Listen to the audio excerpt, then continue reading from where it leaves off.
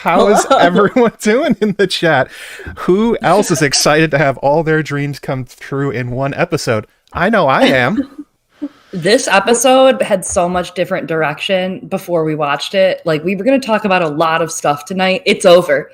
We're only here to talk about how strong. I'm sorry. I know you. This don't is a have How an Strong affinity. stream. I have an affinity. I have one of my theories about Larry's the club fit came true. And there was only one theory. What was your theory about Laris? That he exists? No, that they were going to make him hot. I mean, he's like Oh, Paul that's not a Dano theory. Riddler hot. That's a theory. Yeah, he's like sexy weird guy hot. Yeah. Did you guys not see Sanrixian literally thirsting over him for months on Twitter? She was drawing hot Laris, except it looked like a guy out of Greece. Well, I knew that they were. So when the foreshadowing was, I've been watching this documentary about British culture called Love Island, and Chloe's about to leave. Hi, are we live? Yeah, we're live. Oh, yeah. I think I should probably introduce what we're doing here Yeah, I was like, we should probably tell before the we people get to the but Love Island tangent. Hang on, Yes, Eliana. yes. Let's put a top on that one for a second. Hi guys, how's it going? I am JoeMagician, and this is the episode 3 after show. I don't know. It's like a jubilee celebration. I'm not sure what the right word is. We'll find it. It's the after It's party. good. Yeah, it's the after birth party. Raising the Roof just really dated me. Shit. All right. Well, joining me, of course, are the incredible Chloe and Eliana of Girls Gone Canon. Hello, guys. Hello. Hey, thanks for having us. This is Eliana. I'm Chloe. I got them I backwards. just want you to know it looks backwards. I'm gonna fix Oh my that. God. It says our I didn't even think about. I didn't know that. which side you were sitting on, so I guessed that Chloe would be on that side. It's Should okay. we switch? I'll switch We're it. very. Don't worry about it. Oh, he's the switch. Oh my God. Oh, look, it's our ship name. Aw. Chloeana. There we go. Chloe. You guys have Yeah. become. So we miss you. We're so happy to be here. See, this person said Love Island is a great study in English culture. That is true. It really is, though. Yeah, I don't know. I haven't studied it like you have. Oh, I should show you. We do a little sketch show every week. We call it Girls Gone Canon, a little skit. A lot of We put it voices. out. Oh, God, a lot of voices. Every Friday. Dr. Magician has been on it himself before. It's about A Song of Ice and Fire. We do POV by POV. Right now we're on Brandon Stark, my child. And we're also doing Hot D. We get the D out. Every Tuesday morning, you can hear the D as well. So thanks for inviting us. You can look us up everywhere on the main podcast providers. Girls Gone Canon, CANON. You get that hot D, yeah. We do have the hot D. We did recently, just because we're very proud of this, and also said finish a story. It was not a Song of Ice and Fire related, but we do cover other works of fiction. And we did finally finish our His Dark Materials run. Oh, I know that hello. you read this. Yeah, right. I read the whole thing. Read this. Yeah. Yeah. We talked about it before, and we have also covered like other like Madeline Miller's books and stuff over on. But Yeah. You're stronger than I have. My Dying of the Light read-through, which Eliana came on for, is still pending because I have not gotten to the last Really? episode yet. Oh my gosh! No. Wait, have you finished reading it? Oh, yeah, at I know least? what Have you finished happened. the story? Okay. I have an 'Cause outline. remember- Me and Lady Gwyn were like, we're going to record this. And then House of the Yeah. Dragon slapped us across the face like a hot D. Like a hot D. Yeah. Yeah. Just, Um, oh a lot of no. pork in the face in this episode. yeah. There was a lot going on in this episode. Before we get going, I guess, also thank you from the super chat, Good Queen Alicent. What is Oh she? my God, she's here. Oh my God. Did she not watch the here. previous episodes where I hated on her? But anyway, she's here. I know. Did we not? Shit, I have to leave. Matt, I mean, this is Professor. This has been such a great collaboration, but I gotta go. I'm sorry, guys. I know. There was a lot of shit this episode. She was actually Good Queen Alicent was Good Queen Alicent this time. She was doing good work this time. Thank you for the $10. Joseph Newhouse with a spooky cat and a $1. Thank you for the spooky cat. The Happy Masquerader with his Matt Smith, Alice Zhang picture. You know the one I'm talking about, Chloe. The one with him looking up into the sky. I love that one. $5. Personally felt this episode was a slight step down. Hello. Absolutely not, sir. Sir. Is that because it's the step At least stones? you paid for step stones. Maybe it's like a pun, but even if they do think it's a step down, at least they paid for that. Is it maybe because Matt Smith had no lines? And he still kicked so much ass. Oh my god! I don't think he said a word, did he? My poor little baby meow meow. I know, like Kragos did it, but maybe that he didn't, and that was maybe it was the budget. I think he grunted a few times, and that was it. Yeah. He grunted, and then that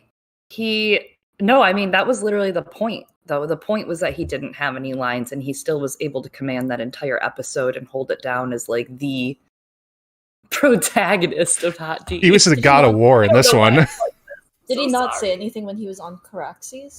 No. He got off and walked. Did he say anything when he walked up? I don't think so.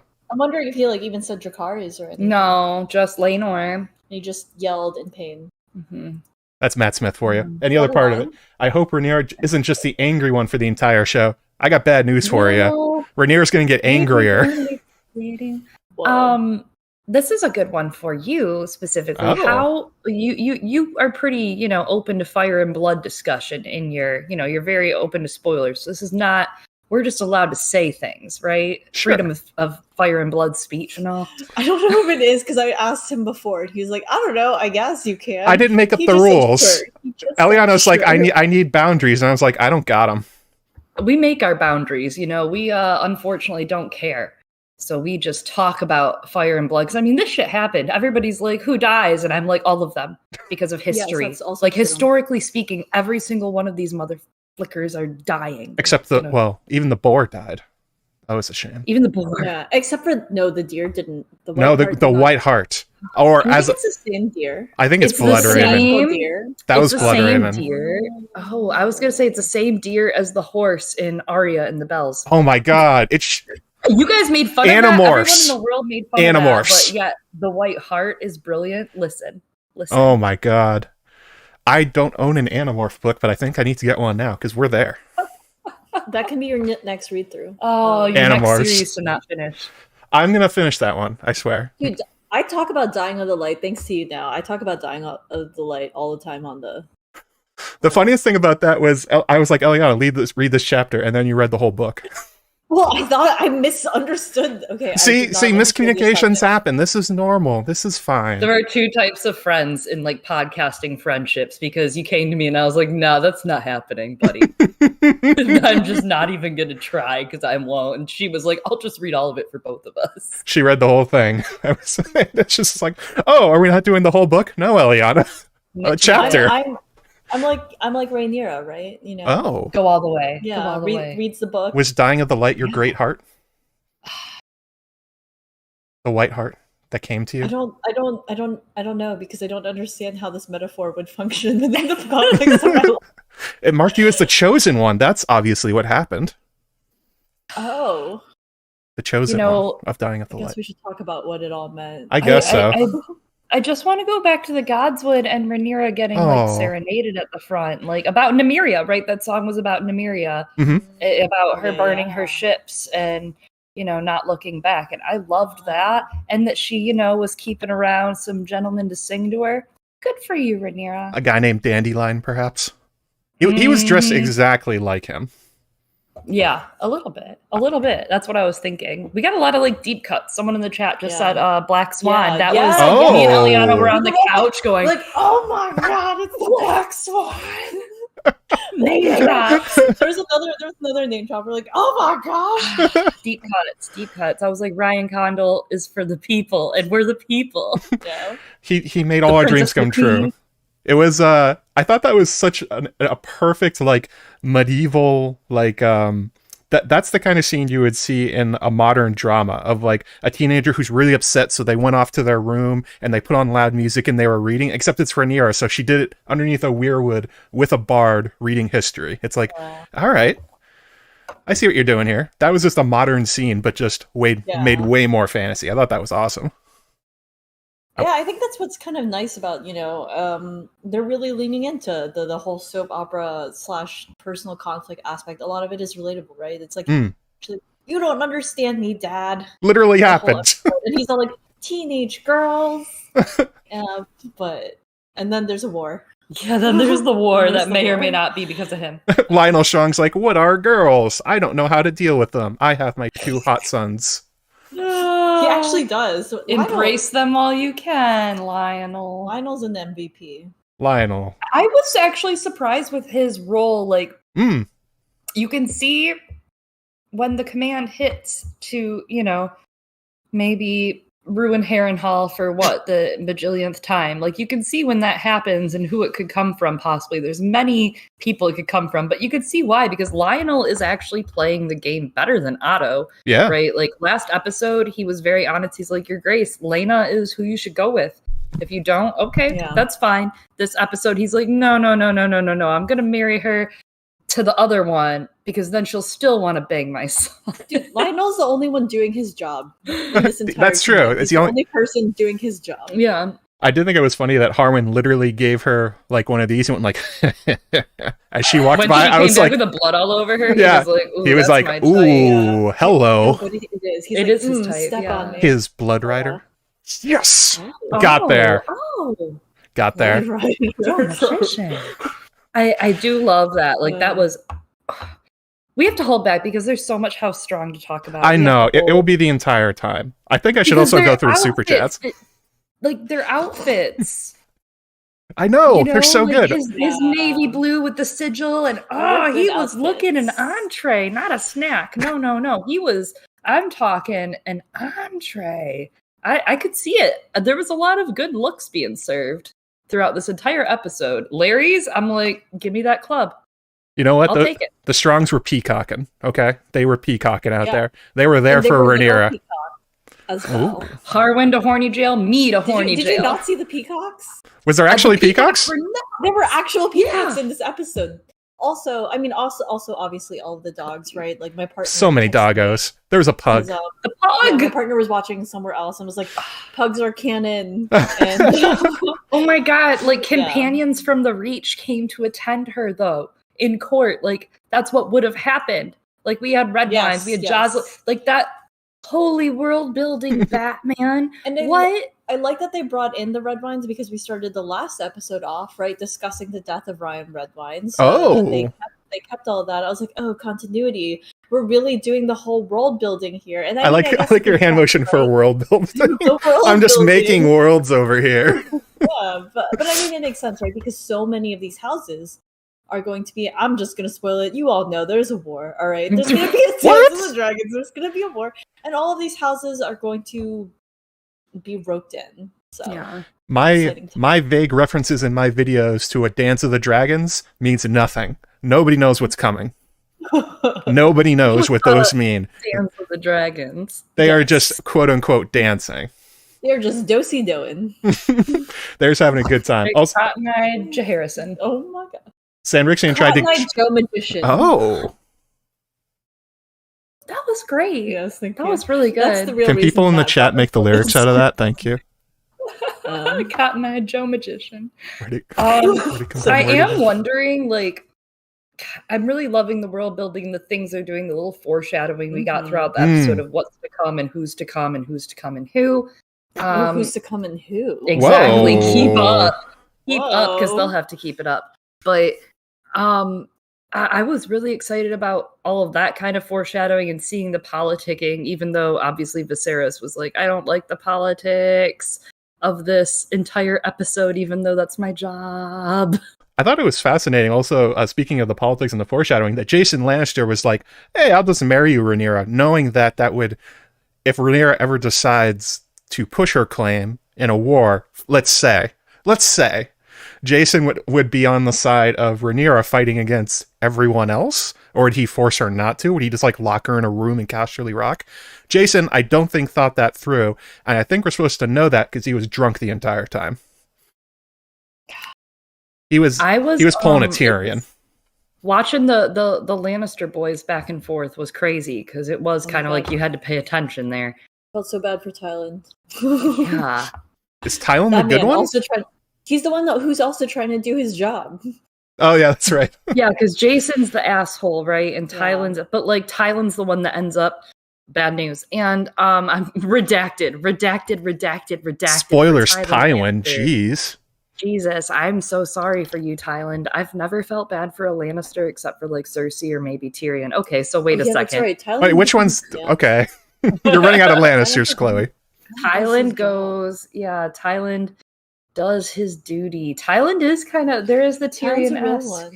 Are you saying his duty is not making a cool spear and giving it to the king in exchange for his daughter in an extremely gross exchange of goods for humans?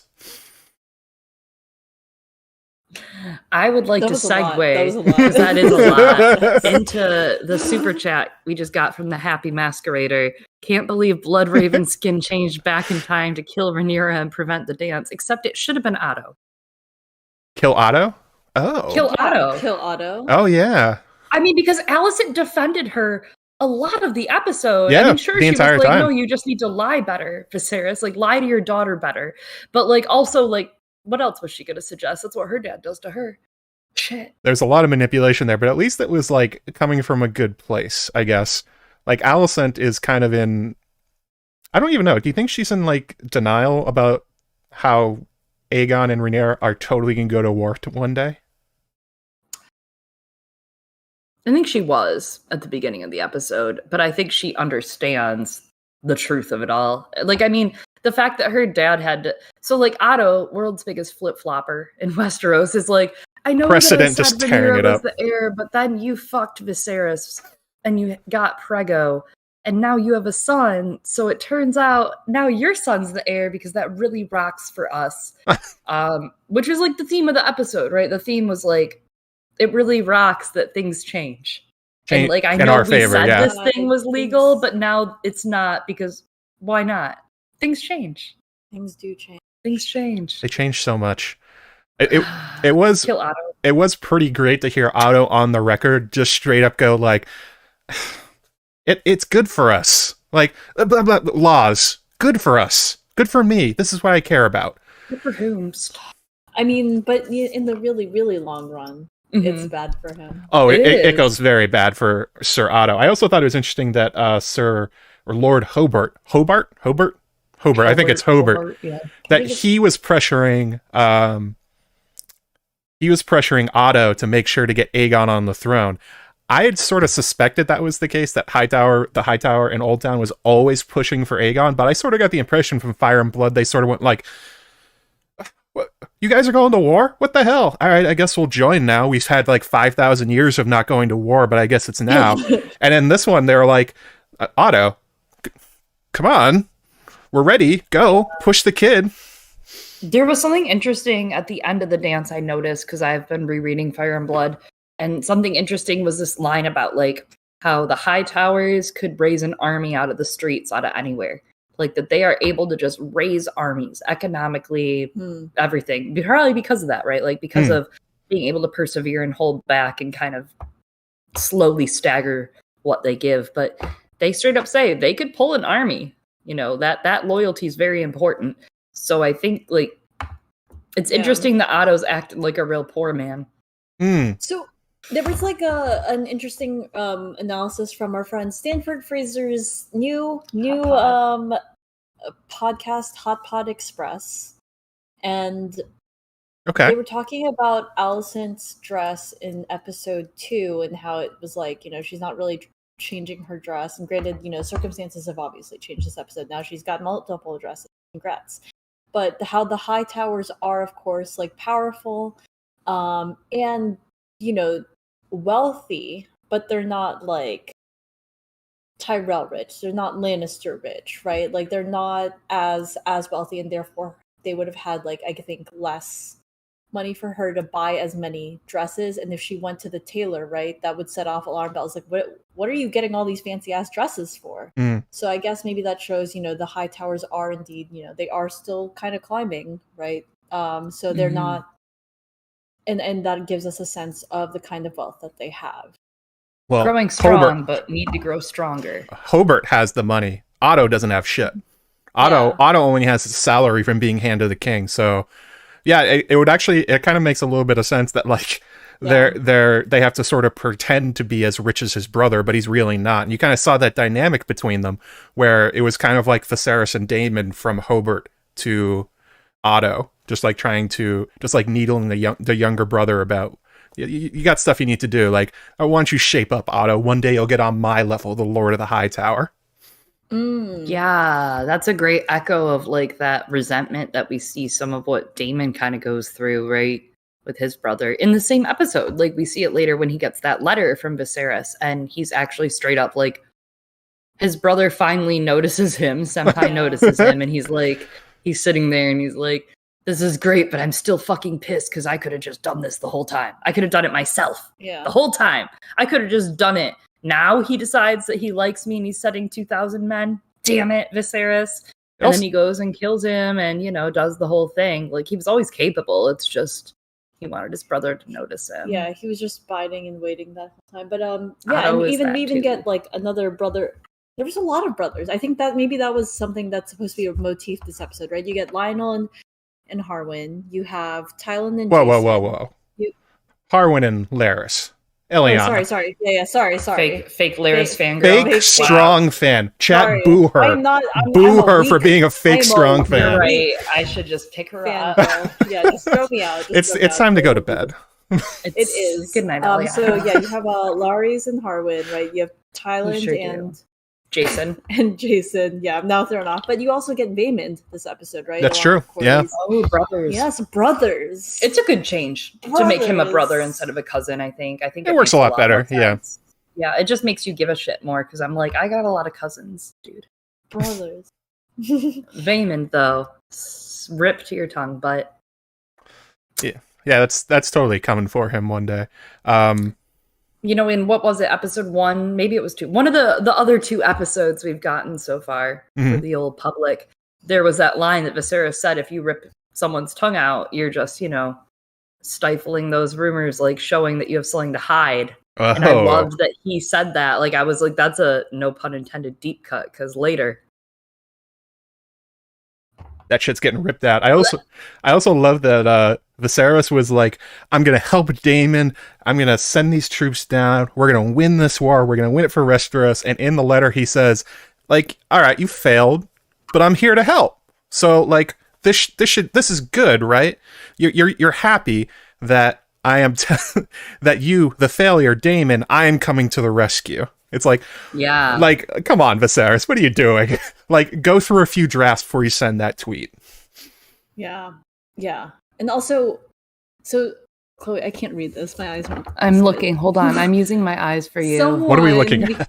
We cannot read. We can't tell on our screen. It says, "How does Daemon not have grayscale now?" And I was yelling that as the whole episode time was ending. I was like, Viserys has lost his fucking fingers, right? Because he's holding shit all the goddamn time with his infected ass hands. He's like putting his hand in poop with open wounds, and he's lifting it to his face. No wonder that man is sick, right? And then Daemon is out here. I'm like, you are vulnerable, sir. Yeah, Daemon's just like covered in fucking grayscale blood, and like, also, that's fine, but I mean, my husband pointed out that's Targaryen exceptionalism. Oh yeah, that's what's up. That's Targaryen exceptionalism. Can they get grayscale? I don't think so.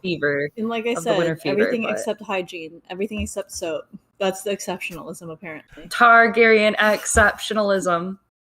Do you think he actually can get grayscale? I wonder if that's like one of George's superpowers for the family. They deserve a couple things since they all like die of prophecy and shit. I don't know. I guess like this is a show. This is a show fabrication or whatever, so that can help explain it. But I am also like, why does no one, if you're gonna like hold shit, wear some gloves, change your gloves afterwards. If you're gonna hold the man with grayscale, or part of him, like his top half. I don't know if you're gonna hold any part with grayscale. Don't use your bare hands. Hold like a gauntlet or something. My God. Think ahead, Daemon. Before you charge in there to kill a crab feeder, have a plan. All right? Yeah. I mean, that's not so hard to... I don't know. I don't think that's so much to ask. But he did have a plan. I think that was really clear. Yeah. Like, as you get to the actual, like, battle. I love the way the episode was blocked, right? That we start off with stepstones. Again, gross. Game of Thronesy, gory, Sure. good stuff. And then we go into the politicking and the hunt and the metaphors. And then we skip past that, get back at the end to the stepstones. I thought that was very clever. I enjoyed the way that was done. I don't know. I really enjoyed the way that was done, the way we came back to it. And the silentness, again, going back to Matt Smith not speaking at all and just like being able to convey all that wordlessly. Yeah. That's powerful. He did run. He pulled a Doctor Who And he there. didn't use his dragon. He just ran so much. Yo, that was the most Doctor Who Series 5 shit like that I've ever seen. It was just Matt Smith losing his crap across the screen. You don't get this joke because you didn't watch it. Eliana, why haven't you watched Doctor Who? I'm gonna so many seasons. Ignore most of them. It's fine. I'm gonna make her. Like 2 episodes. We're just gonna move forward. I'm gonna give her the Matt Smith and I'm treatment. just like, did you show her Blink at least? No, but I watched the episode with the thin-skinned lady, literally the thin Cassandra. Skin, yeah, and now I was like, you went for Eccleston? Eccleston? She started with Eccleston. Okay, but she should. That's what she told me to start with. That's what I just thought she'd watch more than 3 episodes. Is my whole thing, and she watched 2. We know Eliana. Allegedly, but I'm gonna make her watch Series 5 just because of that. I because have a lot of Love Island to watch. Was. All right. Oh my god! But Matt Smith like tumbling across the screen. Or somebody just tumbling. like ass over app. Yeah, it wasn't always him, obviously stunts, but like ass over apple cart. Mm-hmm. Just like boop, boop, boop, boop, boop. It was great. I actually cried out in dismay. So for those of you that don't know my journey, I'm going to share. Hold my hand. This is a very important thing for me, Eliana. I'm going to share my journey as a Daemon Targaryen lover. That I wasn't always a Daemon Targaryen lover. It's true. What? I was a noted Daemon Targaryen. She hater. went over fast. First episode. I went over very fast. It's over. You love hard, I don't Chloe. know if it's Matt or if it's Daemon, but it's Matt Damon. I love him. I love that poor baby meow meow. I want to give him my life. So he did nothing wrong.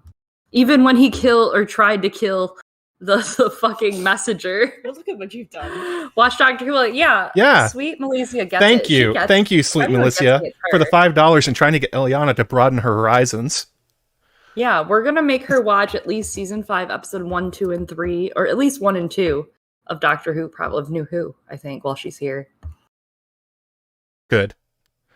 Especially because that showrunner's coming back, Eliana. So if you like it, it's coming back now. Russell T. Davies. There you go. Babies. It'd be like if Dan... No, I'm not going to make that joke because people will just hate me. I'm not going to go there. So I guess we should talk about, like, I don't know, the things I lost my mind about. Oh, another super chat. Like, Micah Clark. Hello. Hey, Micah. Weeper. I do love that idea of the Weeper. Yeah. And I mean, you had Christina. I'm sorry, I forgot the last name. Call out earlier in this chat of how wonderful acting from Crab Feeder's actor, who also is completely nonverbal in their acting as well, right? Like just like Matt Smith's Daemon. So both of our leaders, and true. Vayman talking for everybody. Christina Keitel said also that you could see how sick he was, right? How much grace over his life. He was like which one also day is away. The idea of the series, though. That's what's happening with the series. Like the whole episode, I was so taken by how he was in so much pain emotionally, physically, that the only way he could exist was to keep pounding wine. Like we saw him. Allison came to his chamber. She's like, "How you feeling?" He's like, "The gods gave me a hangover, Allison. It's going great."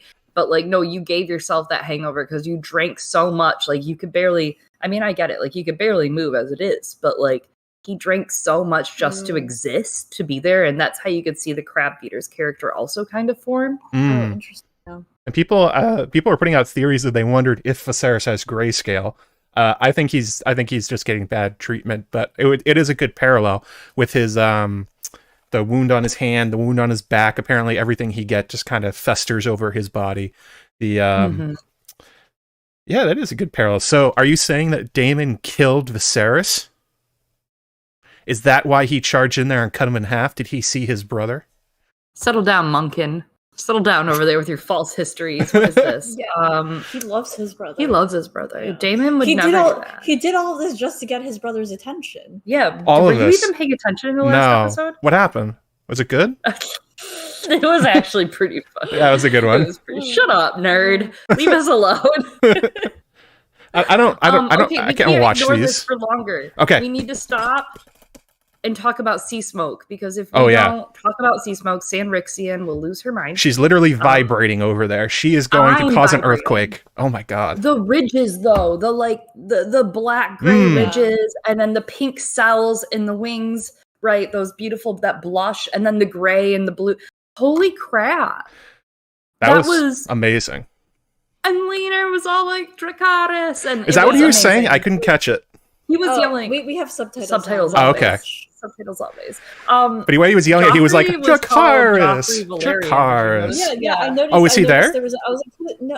Joffrey was at the War Council. He was right by him. His boyfriend. But the subtitles that HBO had on called him Joffrey Valerian, and I'm like, yeah, they are married. Good call. That is true. Good call. Absolutely married. I also like that Sea Smoke. Okay, so everyone's making fun of Caraxes for his big long neck and how he looks a little weird. He's got he literally looks like a big flying snake kind of thing. But they really made Sea Smoke look like just the classic dragon. Like everything about him. Like Aragon. Yeah, it was straight out of like Lord of the Rings or something. Right, like it had so recently I've been looking up a lot of other medieval shows that have dragons and crap just for like gifts and stuff, and just for I've been thinking a lot about Dreamfire, and I can't wait to see her. So I've been thinking a lot about these dragons, and I was looking at Aragon. I never read the books when I was younger, or watched the show, or the movie. Of them, but that was literally like more than half my life ago. So I don't know. And I heard they got bad. Yeah, they the movies. I mean, the VFX was whatever. It was what it was for its time. But they had these very classical fantasy dragons with their horns and their beards, and I'm a mystical dragon, and that's Sea Smoke had a little bit of classic fantasy dragon going on, in my opinion. It was really great. Yeah, it was great. I thought it was an interesting choice to give him the most classically looking dragon. The Targaryens get the weird looking ones. Yeah, we're gonna have Sea Smoke for a while. Oh, Sea Smoke lives for until the dragon pit, right? Second tumble. Oh no! Tumbleton. Oh, Tumbleton. I'm sorry. I'm a fake fan. I've never read these. I was gonna say it, but well, I mean, that's my boy. Whenever he shows up, that's my son. It was also. I was also surprised to see Laenor there at all. I thought that was a really good choice for his character, because until he arrives in Fire and Blood to marry Rhaenyra, he doesn't have much of a character. He literally just exists in the book in order to kind of just be there to steal the alliance. And this, they're showing him in a very different light, that he is going to war, that he is apparently very happy about burning people alive. He was having a great time saying Dracarys while he was doing it. A part of the War Council, he's standing up to Vaemond.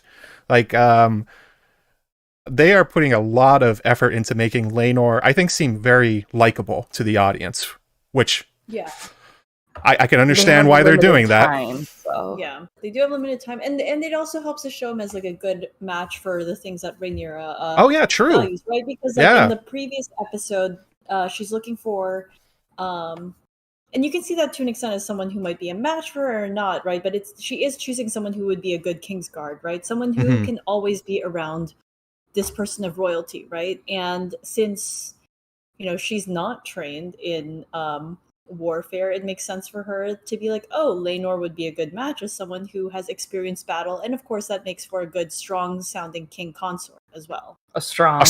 We did the same thing, Chloe. We both. I didn't even mean that. But not only mind that, melds.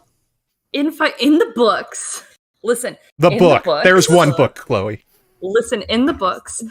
Technically, there's supposed to be two. This is volume 1. Thank you. Thank you. I appreciate you. Yeah. Wow. Thank you for shutting him down with all of his BS. Because this Dr. Magician. But in the books, no, I'm all making fun of you aside. In the books, he gets knighted. He has to get a knighthood before he marries Rhaenyra. So this actually straight up expands his character to the point of you can see why he's going to get the knighthood now. You can see his bravery. You saw him kind of take command, take a little bit of control, and prove himself as a character, which again, thank God, because he's gone so soon. Oh, Not poor forgotten, Rhaenyra. but gone so soon. It's interesting. I think you're right, and they're also juxtapositioning him against.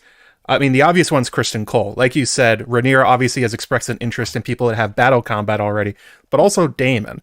That it's like this weird Rhaenyra is going to be interested in everyone, and I wonder, like conspiracy wise, if Laenor is in the Step Zone specifically because they heard about her picking Criston Cole based on battle experience. Like, are they setting him up for the match? Second chance. It could be, but it also could. It makes sense as well for Corlys to. It makes sense, but it could be dual purposes. Yeah, but it also, I mean, like, you know, we see a lot of fathers and sons go to war throughout the series, especially like with the War of the Nine Penny Kings. You had a lot of that going on, but also like it makes sense, right? Because I mean, had Spicetown, you know, retained its power, right? They're in a vulnerable position. It's something where Laenor would need the experience of knowing how to defend it. And I mean, again, next episode, if he's going to be at Spicetown pretty often, I wonder if his sister's going to go with him, because you know there's a certain dragon that's been seen around Spicetown. Granny Vhagar. I know that I've said this like very publicly recently everywhere, but that meme that someone made with like, Visenya, are we conquering Dorne? Come on. That was a good one. That's the funniest meme. Like, no one has to make any more House of the Dragon memes. Or that's it? Like, that was the only meme. That was it. That was the end of memeing. And that's a high point. If you haven't seen the meme that I'm half talking about, reach out to me like on social media and I will find it for you. Mods, do it. It is just Granny Vhagar meme is the best meme there is. I'm not sure if You're not sure? I would know. They also described her in after the episode for episode 2, where they literally called her like a cranky old lady that just wants to take naps. I'm like, I feel that. Yeah. I really hoped maybe. I knew it was a lot of stuff on an episode, so I know they weren't going to do it this episode. Well, it was my episode. Really wanted it. Vhagar's for somebody else's episode. This was mine. I guess it's next week. Yeah, hopefully next week. Like, I mean. We saw this shot of previs of like Lena and possibly on Vhagar with Rhaenys on Meleys in the future. And like we saw this in some of the after episodes or some of the like production stuff they've been putting out of the interviews that are up on HBO. So that's why I thought it was maybe this episode. But now I'm like, no, probably not, obviously, because we saw this episode. It wasn't in this episode. Nope. But next episode, I'm hoping next episode we get to see them. I just think, I mean, I just really want to see her claim Vhagar. That's all I want to see. I think that would be such a cool scene, especially because we'll get another claiming of Vhagar this season. Oh, do you think she bribed Vhagar with like hard candy? Like, here you go, Granny, have some hard candy. Oh my God, with some caramels. Yeah, or like a Werther's original, just like holding one up. That is, or maybe that's what like Vhagar looks like. A Werther's. She is a Werther's original. Yeah. Oh. Those are actually I haven't had one in a while. Yeah, I know that like people act like they're gross. They're pretty good. I'm not saying they're gross. I'm saying they're old lady candy. No, absolutely. Old ladies like good candy. Yeah. They've had a long time to eat that candy. They have. She has like no teeth. She's just sucking on one for like a year at a time. Oh, now I'm sad. Yeah. Oh, Lena. And I mean, that's another thing, right? Laenor and Lena, they're dragon riders, and I mean, it makes sense, right? For better than Jason or Thailand. Right? Oh, it makes sense, right? Like Laenor makes a perfect match in almost every single way, except for the compatibility. The sexual compatibility. Except for the one part that they literally don't want each other in any way, shape, or form. That would be a really good irony to write into the show if they're actually perfect for each other. Like if Rhaenyra was actually the guy that she wishes she was. Like she wishes she was a knight. She wishes she could all that stuff. It's like if only they had that, they would be perfect. I think very Cersei and Rhaegar in some aspects, right? Yeah, the perfect prince that she could never really have. There's just an not emotional interested. blockage. Yeah, They could be best friends. Actually, I'm pretty sure they do. That's a thing in Fire and I Blood. They're think that's besties. great. Yeah. Yeah. No, I think they're absolutely like good friends, and I think it'll be interesting to see how it plays out, right? Will they both be in on this, and will they have chosen it intentionally? I mean, there's also like, I don't know. I think like I really appreciate their friendship and relationship, right? Yeah. Because in the face of it, all these elements have already been introduced to us that Harwin Strong and his dick are there, and Laenor Valerian is here, and he, you know, we don't know his motives yet as an audience that hasn't read Fire and Blood, but as an audience that has read Fire and Blood, you know, he doesn't really, you know, he maybe doesn't want to be with Rhaenyra romantically, and I think once you take that romance out and you're able to make it more transactional, because this is such a transactional type of relationship they all, as nobles and in royalty, they have to be ready to endure. So like being able to take that out changes a lot of it, right? Like it changes how you approach it, how the character handles it. I mean, this might just be one more thing for Rhaenyra to compartmentalize.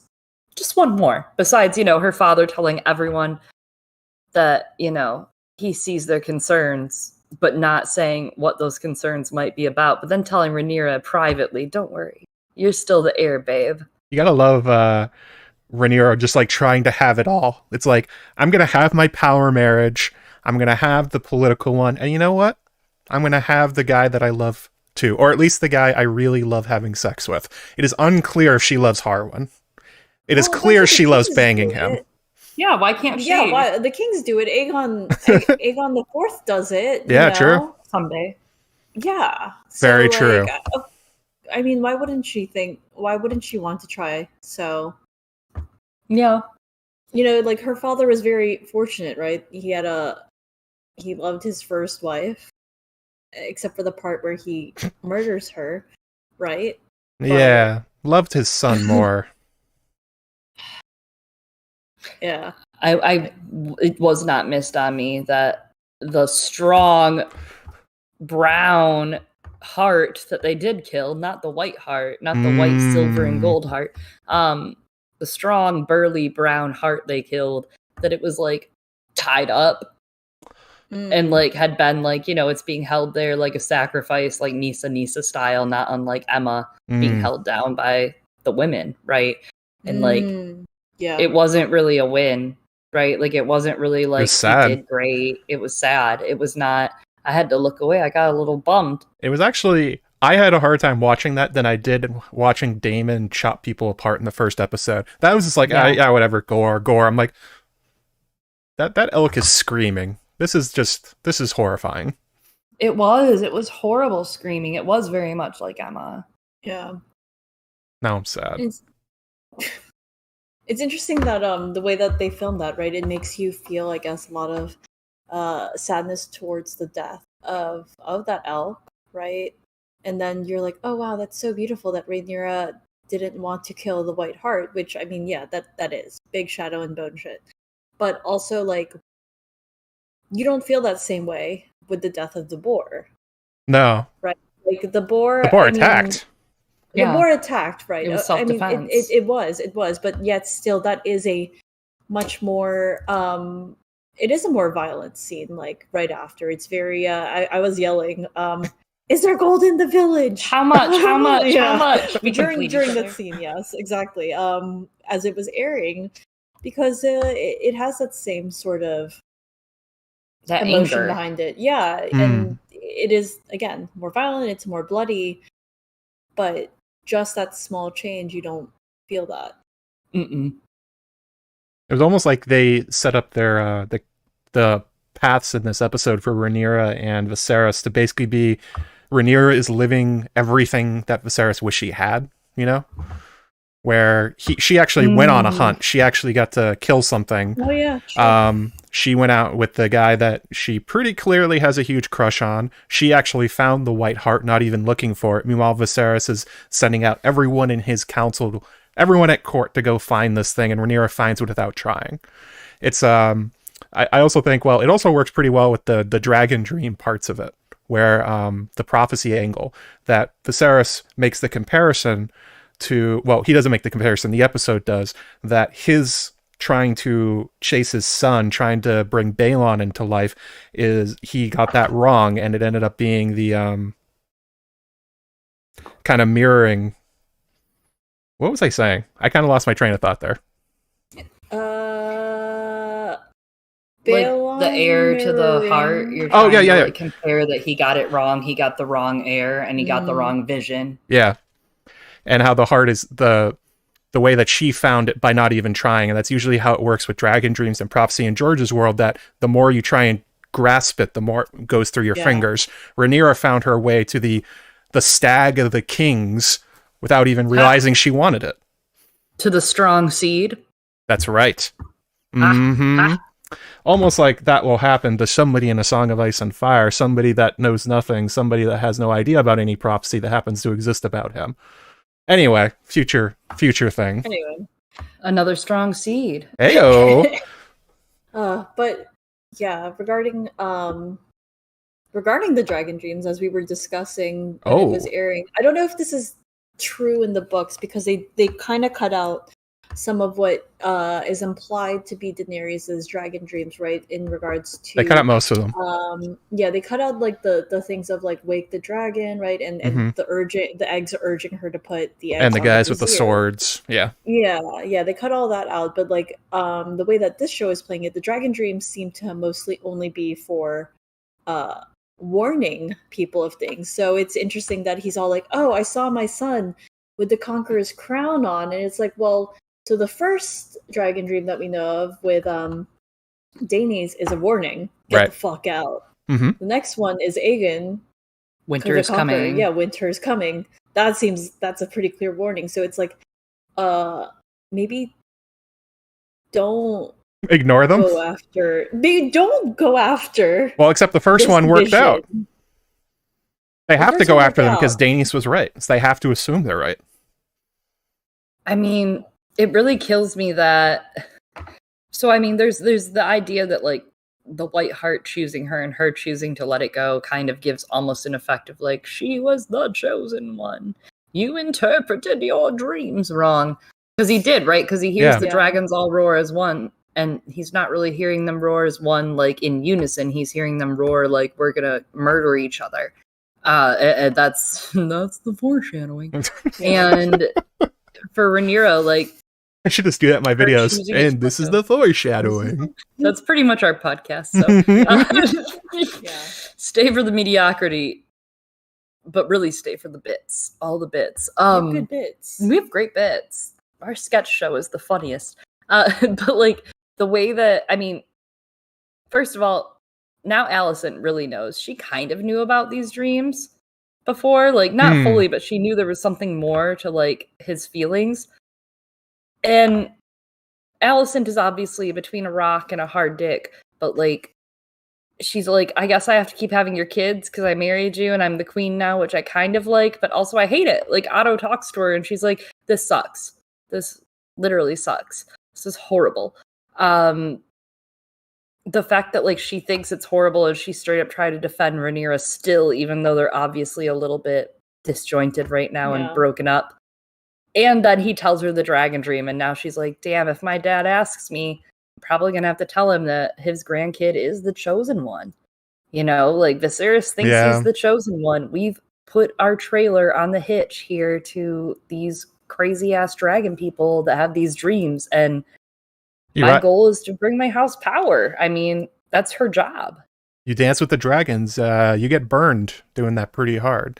Also, going on that, the idea that Alicent, she had kind of the same reaction Emma did, where she was just kind of like, yeah, about your dreams. I know you talk about them all the time. But also the other lords seemed to know about it.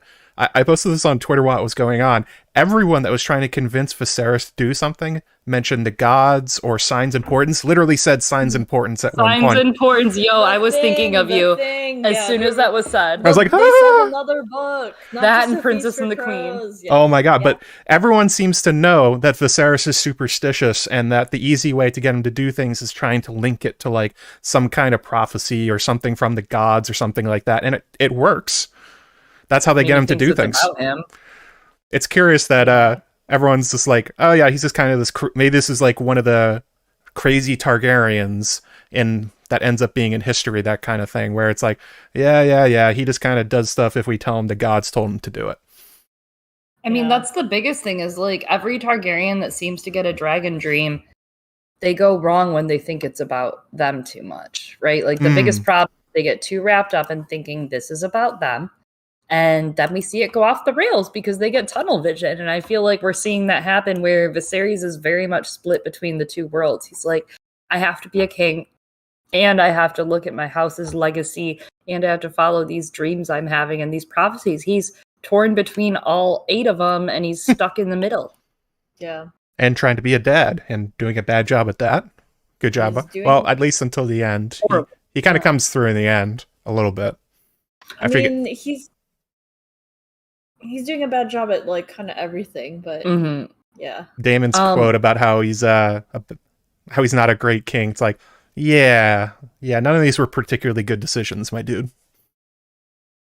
Inaction is not a good decision. I guess it's like, that he thinks like, I mean, there's a lot of reasons why people think the prophecy is about them, just in general, right? There's just there's something there going on psychologically, but part of it is like, does he think he's the chosen one because he was chosen, right? Yeah. He was chosen by the gods, literally, yeah. Well, by all those people out there, and he's like, well, that too. Oh, and it's like, you're smart. I mean, were you like? Dude, but like, did anybody see the vote totals? Yeah, they literally. That is literally. They were like, "Ooh, this one will do." Anyone but Rhaenys. Our friend K2, Egret K2 in the chat said something interesting. He saw Jon Snow in Aegon's crown. Yeah. What if he did? I wondered that in the video I made afterwards. I was like, who knows what he actually saw? Like, the nature of these things, they literally just reintroduced the idea that Viserys is going like, what did I actually see? Like, I think it was my son. Maybe it wasn't. Who knows? That kind of thing. That's the other part. You start to play that telephone with yourself, not just with others, not just in the way that these kings have handed down the prophecy, but you're also playing it with yourself to an extent. Like, if I don't write my dreams down, right after I dream them, when I wake up and go, yo, if I don't hit my husband and go, babe, I had the craziest freaking dream in the whole world. If I don't do that, it's gone. Yeah, true. It's gone. He mentioned that. Viserys was like, I tried to get the dream back. I tried to keep having it. And he was like, I'm focusing hard on having this dream again. It never returned to him. Funny, because the whole episode, he's like, if only I banned Rhaenyra from having sex with this man. Then she would just be like, I must marry you secretly and have babies with you forever to piss my dad off. Like, if only I had done that, when it's like, that's him right now. He's literally, everything he's doing is focusing on these dreams. Yeah. I think the only character that gets their dream interpretations right is the Ghost of Highheart, because she doesn't even try. She's just like, all right, this is what I saw. I'll see you later. Well, I guess it's technically not a dream. That's true. I was going to say Makar and Jojen. But also someone in the chat whose name incidentally is Canon said all babies look yes alike. They do. Babies all look alike. Piss water babies too. Yes, I just wanted to call that out, that yes, this is true about babies. I do want to say the one thing that's interesting is I like the Jon Snow idea of Aegon's crown, but I like it better with young Griff. Oh. Right? Because you have that great passage from Fire and Blood where you talk about Aegon too and all of the things he had that proved his lineage that Rhaenyra did not. Right? Like, besides the royal cock. You had to have that, I hear, for the lineage. Apparently important. The royal cock. He had the royal crown. He had the royal sword. He had this, he had that. He was in the Red Keep and she was not. That shows that he's the king, right? And I think young Griff in Aegon's crown could even be another example of this prophecy gone wrong when you think about it. Speaking of old young Griff, like, I think this was explicitly probably what it was like with Rhaegar talking to Elia. Yeah. This is probably the closest we'll get to seeing the interactions between the two of them. That's interesting. Yeah. Okay, honey. Yes, Rhaegar. Like, okay, sure. Yeah. Anyway, so I'm having another kid. Good luck with those dreams, I guess. Yeah. Jess in the chat said something interesting. Oh. Do you think his dreaming has anything to do with his dragon being dead? that is a thing in a Game of Thrones where Arya thinks she hears the dragons roaring, I think, down in the, she hears them, the skulls, like when she walks by them, she sees them watching her and she like hears weird things. And people have just sort of written off on her imagination going wild, but Arya's a warg. So it's not... Maybe she's hearing the prophecy. Maybe it's kind of like, maybe it's parcel tongue. The Targaryens are the ones that can hear it correctly. Dragon wolf dream. I mean, it comes from that same line of like the magic being the same well, right? Like they're all taking from the same well of magic. Like maybe these dreams, I mean, like how Melisandre can interpret fires, right? Can like, she? She can see them, interpret. Interpret's wrong. Sorry, okay. Let me change my Makes wild guesses. Don't bully me, Maester Monthly, 2/3 of Maester Monthly. I'm feeling bullied right now. Wait, 3 out of 3. Bookshelf stud. Oh, the bookshelf is behind That would be you. amazing if you just... He just like pops out of my bookcase. I'm laterally, like I was there. I was just a drunk ace swathing. But I was there. True. I was there when this was born. I was lateral. The dragon dream part of this show is kind of eruptive, right? Like it's kind of saucy. I kind of like it. It's kind of brought us all back to life. We're all fighting with each other every week. Everyone's like, no, your opinion's bad. And I'm like, no, your opinion's bad. It's like a mosh pit of opinions. Yeah, you're just shitposting about the pug. Yeah, you're just having a good time about the pug. Everyone's arguing with me. My YouTube channel is literally like the stepstones, especially that video I made about like why didn't the Targaryens do anything, and people are like, it's a retcon. No, George just made it up. No, it doesn't mean what you think it means. I'm just like, George made all of this up. Yes, I don't know if they know that. Has anyone told them? Oh my god, George made the whole thing up. No, you see, he's actually a historian. Sorry, that's a spoiler. But... He sees into another dimension of real events that happened. He's not literally making it up, a weirdo in his house in Santa Fe. That's not what happens. He is a prophet. He is the dragon dreamer. I mean, my god, it is literally, you know. I'd also like a writer's credit on this episode, because clearly they've just been watching my videos and all my streams and really stuff. Holding out. Is it time for How Strong? I think it is time for How Strong. Strongest hour. Yeah. Someone left this. One of your viewers left earlier because you mentioned Love Island, but I will not apologize for being who I am. And also, Egg6 said that he's very excited about it, and he said Dragonstone could be Love Island. Dragonstone is Love Island. With the dragon seeds. With all the artwork. My friend Egg6. I don't even know about Love Island, but I know. It's First Night Island. I'm not sure about Love. Oh. Okay, well maybe... Okay, Targaryen exceptionalism can only go so far, but... Yeah, that was creepy. Yeah, let's... Exceptionally bad. Let's talk some strongs. Let's get into this. So, obviously, everyone knows number 1 strong fan right here, number 2, maybe 1B over there in Chloe. Wow, thank you. I think Alice Rivers of How Strong, I guess, oh my God. is what you just like. You're gonna light me on fire. Like, I'm about to get Lionel stronged.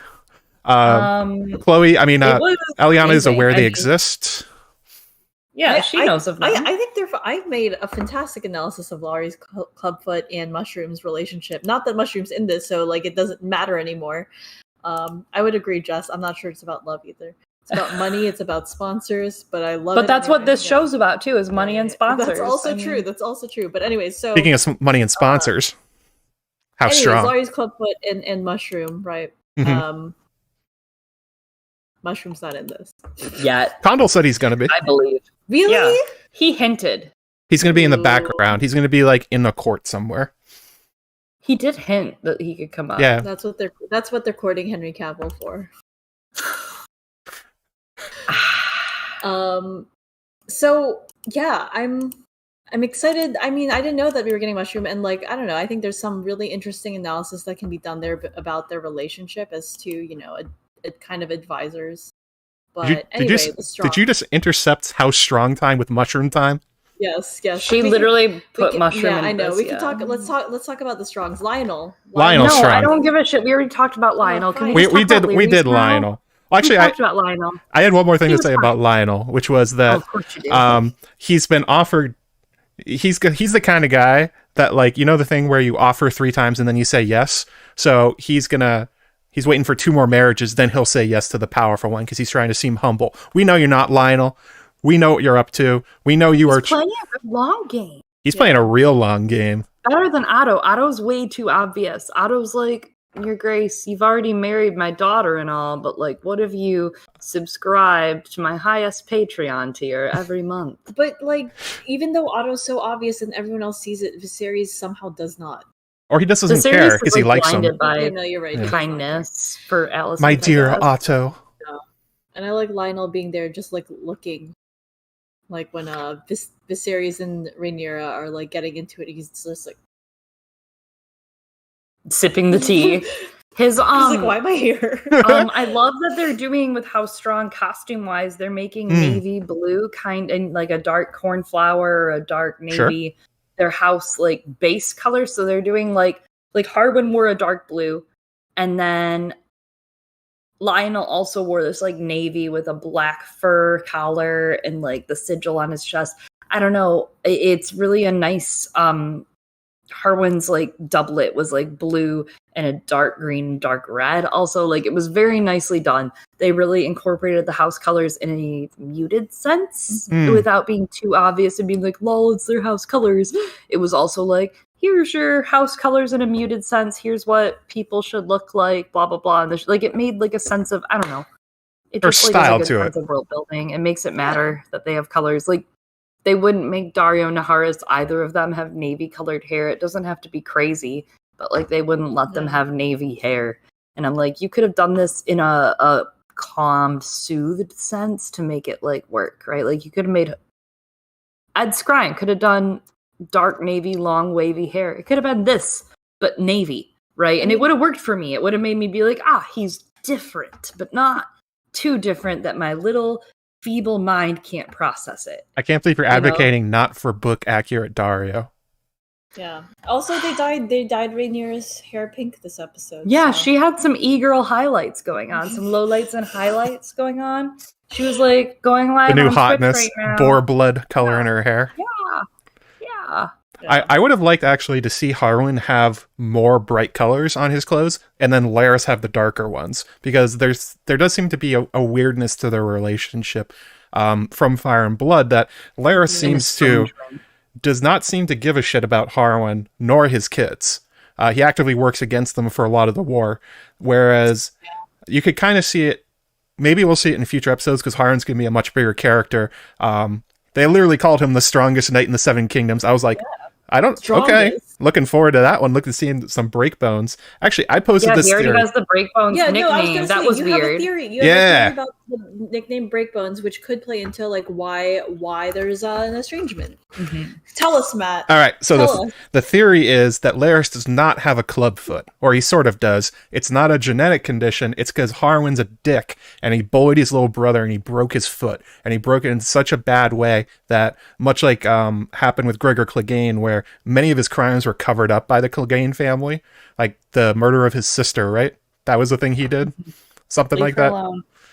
Yeah, fair enough. Yeah. Anyway, Harwin, in order to keep his reputation good, Lionel has lied about whether or not his abuse towards his little brother, and that would kind of explain the seeming lack of care for Larys for the rest of his family.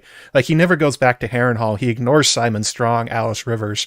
It seems like he doesn't want to be as strong. It seems like he kind of hates the rest of them. And I'm curious how that will manifest and what the reason will be, but the fake clubfoot, the broken bone from Harwin hurting him would make a lot of sense for character-wise why to do that. Theory. I kind of forgot that she gives him her favor at her wedding tourney. That's my girl. Good for you. You know what I mean? Like, yeah, I'm marrying him, but also I'm banging him. So that's amazing. Wow. Harwin. What a sex spot. I was happy for him this episode. He looked great. His look was insane. I need to screen cap that thing when he's looking at Rhaenyra. It is straight up like the Daario looking creepy face that I always post on Twitter. Yeah, I'm very excited to see how Larys interacts with his family because Lionel has been so like cheery faced, red faced, King, what if you did this? This is the good thing for you, but I respect your decisions, Viserys. Yeah. And then Harwin's like, wow, blood turns me on. And Larry's is like, wow, knowledge turns me I love listening to gossip. So, yeah. Yeah, this is interesting. Oh, do you think Lionel's kind of a secret dick? I mean, He's trying to be. I don't know. He's trying to seem don't like a know. good Why guy. I think he's playing it really low key because I think he has big ambitions from what we've seen, but he knows to cow them a little. And bringing Harwin to court during this hunt to show off his skill and his, masculinity at court like this, like he did his job. He's planted a seed, which that seed might turn strong. Actually, he auto high-towered Rhaenyra. He brought Harwin to court not to explicitly make the proposal, but to try to get Rhaenyra to get a crush on him, exactly like of a Viserys and Alicent. Boom! Way to go, Lionel. Viserys said straight up too that he was just like, that's the only way that she would like that is if I banned it for her. And I'm like, well, get ready to start banning some shit, Viserys. And he did name drop. This is the wrong cat. The cat's not there anymore. Oh, he did name drop Jaehaerys and I don't care if it's Jaehaerys come again and his daughters and his daughter. That was crazy. I was like, keep their names out of your mouth. And he did, thank God. He didn't have time to go through all of them. I was like, whoa, the daughters did not Jaehaerys. Jaehaerys vexed his daughters. In my opinion. I would absolutely love it since I opened that door if we're going to see, I forget which of his daughters, the one that had all the bastard kids in Essos. Sarah! If Sarah's kids show up. That would be a great little thing. But I think we're probably done with Essos now. They did one episode triarchy, we're out. Either. I don't think we have time. It would be fun. I don't know if they will or if they won't, right? Like, they could. I could see Ryan Condal giving it to us for no reason, right? I mean, he's giving us a lot of he gave it. No, that's what I'm saying. Or like, I could see him doing it just because he wants to, like he did with the Black Swan. Like, why not? That's true. Yeah, why not? God, that was so great, Ryan. We love you, Ryan. Thank you. It was so good. My mind's already like racing, trying to piece these all together and trying to figure out the family. I was disappointed we didn't see Alice Rivers. That would have been a fun one. I mean, I know she's not. I think she exists. I think she's season 2. Yeah, I was like, I know. She's even cast yet. It's Elizabeth Olsen. Yeah, that's a theory. People are theorizing. I know Elizabeth Olsen will be Alice Rivers. I don't fucking know. Have you noticed that people are now tweeting a lot of really obvious actors for funsies? That they're just like going out. People are like, so and so has been cast. So and so has been. It's starting to become a really good meme. The one that I thought was fun was Esme Bianca was like, "I'll be back." I'm like, "Please be Alice Rivers." Girl, don't tease me like that. She posted it on Instagram and Twitter because I follow her on both because she's wonderful and everything. And she was like, I'd like to come back. Cast me in something. I was like, yes, please. She did so good as Roz. She was such a great character. It was a shame that they killed her character early. I know that her character got too big for what they were doing, and that's why they did it. But it was like they kept writing her bigger roles because she was doing such a good job with the material they were giving her. Oh, anyway, this is an Esme cast now, apparently. Yes. I mean, it seems also like Carice wants to come back too. Yeah, so everyone's competing to be Alice. Everyone wants to be on the show. Everyone really likes the hot D. I'm into the hot D. I feel like we're gonna get some hot D like next episode. Some hot D and hot D. I thought Criston and Rhaenyra were absolutely gonna tumble at that lake. That was such an intimate and like semi-romantic thing going on between them, especially after they killed the boar. I'm like, are they gonna have sex right now covered in boar blood? Maybe. I kind of think that's great for their relationship, like to I don't know, to let it just blossom from here, to let them, I don't know, have that very subtle connection. There were I think a lot of people feel that this episode might have been a little slower paced in some aspects and differently paced than the last two. There was a lot of filler in between the warring, which is good. I think it was good, but I don't know. You can see why they care about one another, like one another now. Yeah, it's pretty necessary for that, for the betrayal. Don't worry about it. I speaking of the betrayal, like I think Viserys' advice could not have gone worse. in his, like, I get where his heart is at, and it's the decent thing to do to your daughter, to be like, find someone you love. Like, it's the exact same thing with Aegon the Fifth and his children, where they were like, you know what, you married for love, I should be able to. And he's like, you know what, that's fair. But unfortunately, Rhaenyra is so prized in terms of what she can do for so many lords, and everybody's gonna be coming after her, that it's like the drama just surrounding that decision is really gonna, like, I'm not sure if it's gonna outweigh, but it's definitely gonna push, like, the idea of, like, it's a good decision, but you may have absolutely guaranteed a war by making sure that everyone's gonna fight over Rhaenyra instead of just making a match for her. It's like, it's what George has said a lot about Viserys, you know, a good man and probably a bad king. I think that was a bad king decision, but it was a good person decision. Yeah. Yeah. And it makes sense, right? Especially like after everything, because I mean, of course he wants her to marry for love. He made her heir out of love, right? I think Christina was talking about that, but it's also been confirmed in, I think, one of the after the episode segments. What are those? Yeah, they're called after the episode, or something like that. Yeah. That and he says so as much this episode as well, right? That he has named her heir out of respect and love for Emma, and that he has no intentions of changing it, which he does not make clear in front of everyone. Instead, he just yells at her in front of everyone, right? And he's like, why won't you do your job, even though I'm not doing mine? And which doesn't freaking dispel the discomfort for them. It continues the trend that people were talking about and analyzing last episode in regards to how she is still in the position of cupbearer, right? True. And if her status has not changed in the past 2 years, of course people are going to think that your male child is now your heir. Yeah. I mean, why would your actions have not shown them otherwise? You have not elevated her. We talked about it in our episode last week with Kim Renfro, but like, especially because systemically speaking, this society does not have a place for her to go. Right. If you are the cupbearer of you're the heir and you're the cupbearer, up next you go to squire, then you go to knight, then you end up, good enough to be a lord. But she can't do that.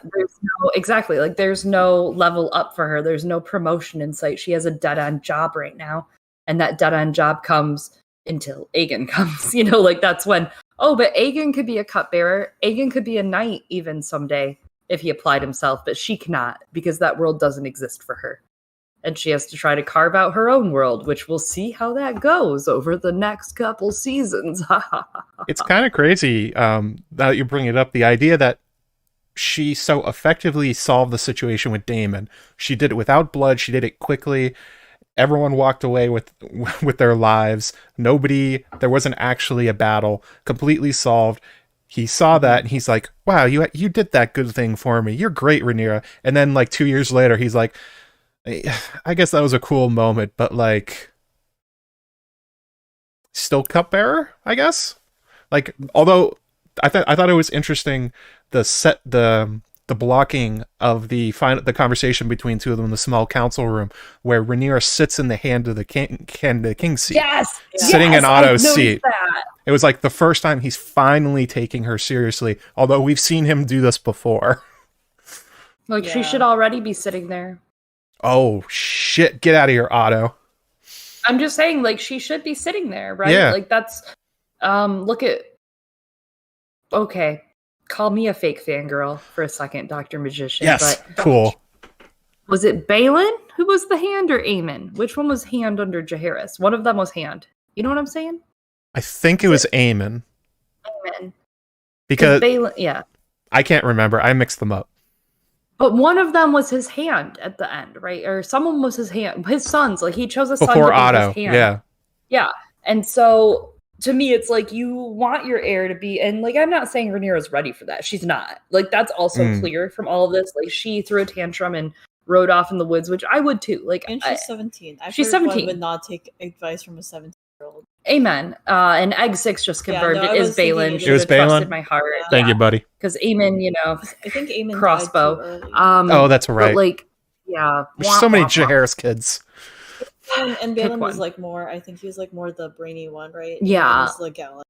But that's like, you need to put okay, I work in a position where I work a lot with corporate and work a lot with a plant of like people that work in a warehouse. And so like I work between these two, and you can see like there are real leaders that actually make their leadership known out loud by the actions they do. It's not just that they're telling people, hey man, I'm going to make sure you get a raise, or I'm going to make sure you get a promotion and you're off the floor and you're going to do more big things, or blah, blah, blah. Like, I hear this shit all day long at work. Allie, keep it down, Allison. I hear this kind of crap all day long, right? And like I see there's one guy at my work that actually is about it, like where he brings people up and he's like, I'm going to train you myself and make sure you come up to the next job role. And like you don't see Viserys doing that. He's not a good leader. He doesn't lead with his actions. He doesn't lead with the way he acts.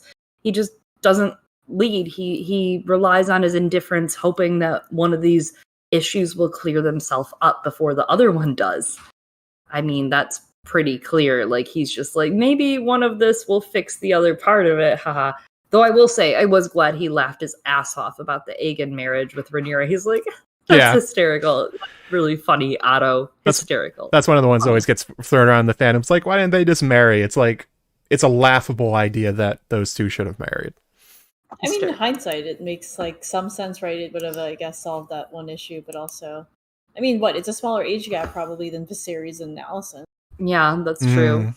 I mean, the other part of that is like, so it makes me really sad because it's like, it's not fair to tell her like, congrats, you get to be the first queen ever of Westeros, the real first queen to sit the throne. But also you have to fold everything forever and answer to everyone else, where it's like, you have people like Maegor who didn't. They were just like, that's true. Maegor was like, I do what I want. Prophecy, sure, but I'll take my 3 wives now. 3 heads of the dragon. But she doesn't. Yeah, exactly. The 3 heads of the dragon. Well, and he had 2 of the strongest dragons behind him to do that too, right? Power. He had both Balerion and Vhagar to do so. And I am really glad that she called out in this episode, right? What everyone was thinking after we watched the trailer last week of him being like, you have to do this thing for duty and tradition, whatever. I'm sorry, I did not watch that. I only watched that trailer like twice, so I don't have the line memorized. I've only just watched episode now. Oh my god, I only just watched this episode. He didn't. Yeah. He didn't choose duty or tradition. And he was like, ooh, this one liked me and she likes my Warhammer set. Like, I'm gonna marry her. It is a cool Warhammer set. What the audience was thinking, which is like, then why didn't you fucking do that with Laena? Why didn't you do your duty? Because that's duty. Choice. Like, and that's the thing is now he's gonna set this on her. Like, you have to now fix my sins and my mistakes and the sins that came about because I was chosen king over Rhaenys, and I'm making you, my daughter, bear that fucking mark. Like, that's horrible. That is such bullshit. Like, but also at that same token, like all the way back, like it's so unfair to make her marry Aegon, right? And wait all that time or whatever. Like, I mean, she could do whatever she wants, I guess, but she does. She obviously during that time. It's also just as dangerous for the line and the prophecy, right? If you have to wait until he comes of age, like that's a lot of war time could still happen. Yeah, it's a lot of time for her to die, which seems to, like, I mean, you can see, right? He's terrified when Rhaenyra comes back end of the second episode. And also he's afraid for her health as well, right? During this time, she's always doing things, right, that makes him worry, which is what a good father does. It's like he needs a maiden vault or something. Yeah, well, it's how teenage girls, I guess, are, and by that I mean I was one, and I definitely made my parents worry. Sure. No one's ever worried about me. I'm sorry. Ooh. I'm worried about you. Yeah, you worry about me like every hour. But yeah, so I mean, like it makes sense, but so because his worry is also, I mean, out of love, as well as, again, like, you're the heir. But also, like, if you're gonna rule 7 kingdoms of people, how many people are in these kingdoms? Hundreds of thousands of millions of people. Whoever. 5 people. What up? 5 people? 5 people. That's all that's in there. 5. So even if you're gonna rule over 5 people, though, even then, no. You know what? I think this stands like. At the same time, if you decide that your life and your actions and the things that you think you should do are more important than hundreds of thousands of people or 5 people. If you think that you are powerful enough that your decisions matter than those people's over their own fate and their own lives, not unlike Daemon and Laenor, Dragonfire all over the Stepstones, right? Like, these dudes are just like, we were told we have to Broken Man style fight this. Like, if you are that important and that powerful, you should sacrifice for your people and for your throne. If that's what's going to sew the realm together, that is important. And both, I mean, Rhaenyra's 17. I could never say to a 17-year-old in good conscience what I just said to everyone watching this. I couldn't say that to Rhaenyra and hope she gets it because she's 7 freaking teen. Yeah, you gotta learn that shit. But Viserys, he knows better. And that's the conversation he has with Alicent, right? Yeah, he does. Because she's like, well, who fucking cares if it's about your brother and like whether or not you're giving and acknowledging your brother's existence. It's about the realm, yeah. What is better for the realm? Which I'm like, how has no one fucking said this in 2 years? How has no one said this to this man in 2 years? Look at Robert. Yeah, well, he's apparently drinking and dreaming all the time. And actually, you could probably see that as the motivation between Alicent not just being Rhaenyra's friend, but she probably does actually think that Rhaenyra would be a good monarch one day. If you follow the same logic about why he should step up and help with the Stepstones, she probably does genuinely think Rhaenyra is the best one for it, especially after she's apparently a little genius.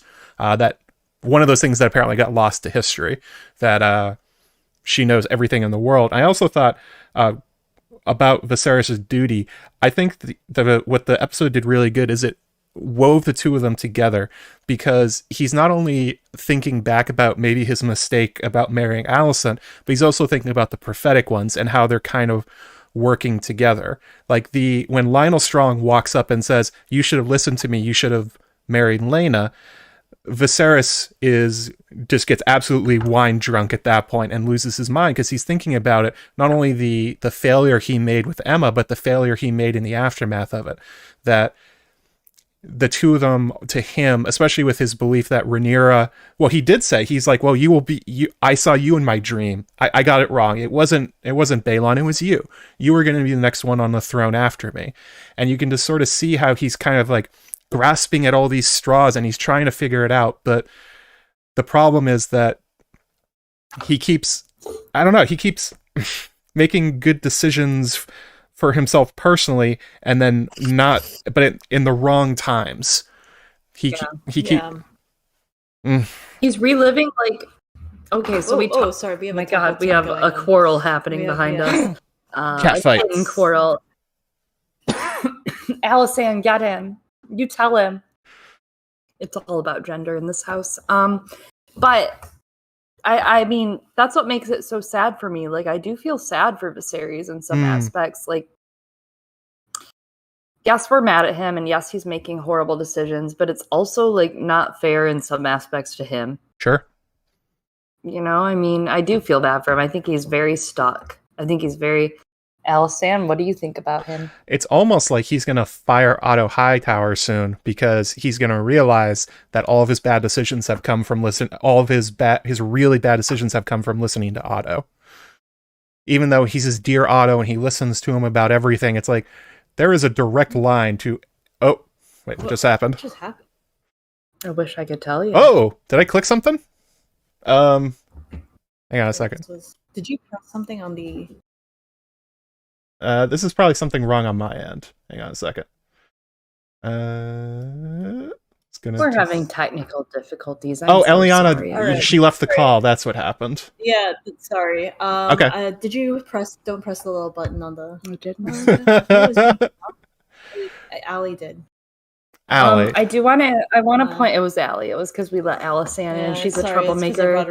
My bad. I do want to come back to the chat real quick. There's a really important chat message, which is from Micah Clark, which says, "Lose your job, Otto." And for those of you that have ever listened to Girls Gone Canon, you might know that once upon a time, we used to think that Littlefinger should get a job. And we've actually changed our stance. And I'm hoping we can make this really public. This is a public messaging for our image, realistically, that we don't think Littlefinger should take jobs from the people that deserve jobs, right? Hardworking King's Landians, hardworking, people from the Vale. Like, we just don't Littlefinger shouldn't get a job. He should no longer be employed. Save that employment for others. And same with Otto. Micah makes a great point. Otto, lose your job.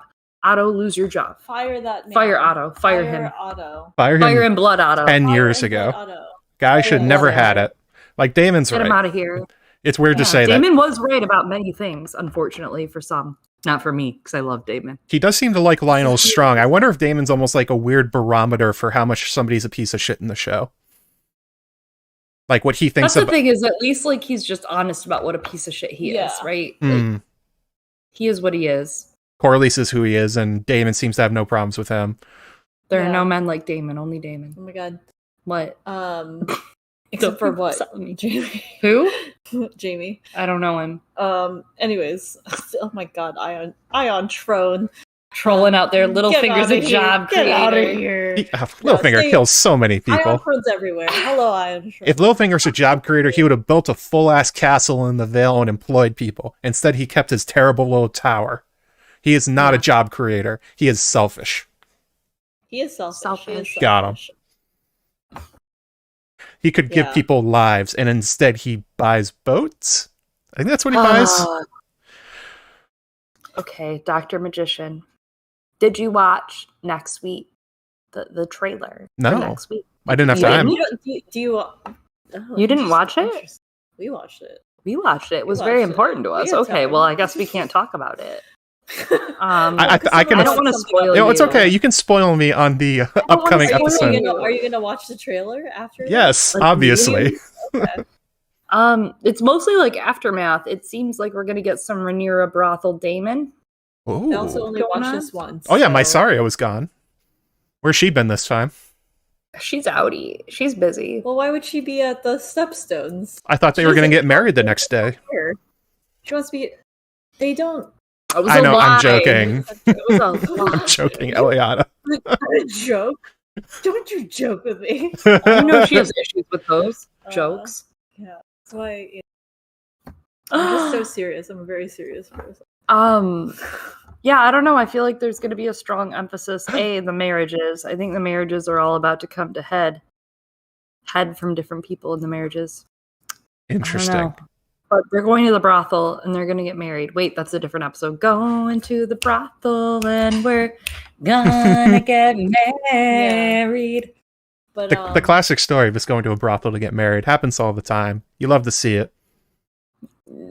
If you're me, you do. Mm-hmm. As a Daemon Targaryen fan, oh my god, I'm kind of buried. How did this happen to you? How did this happen, Chloe? I don't know what happened. It's Matt, as you and I have discussed. It's Matt Smith's fault. He's doing a great job, and like I think it's so funny, right? People, I'm so sorry that I do not remember who tweeted this, but they were like, "Yeah, I thought I was going to go into this show really loving Viserys and hating Daemon, but I've come out of it the opposite." Which I think, again, it's testament to both of the actors doing a great job of, I think, playing around with our expectations of these characters and of their relationship, and that's why, bringing it back to the Strongs, like it'll be interesting how they play off Larys and Harwin, because I think they're gonna.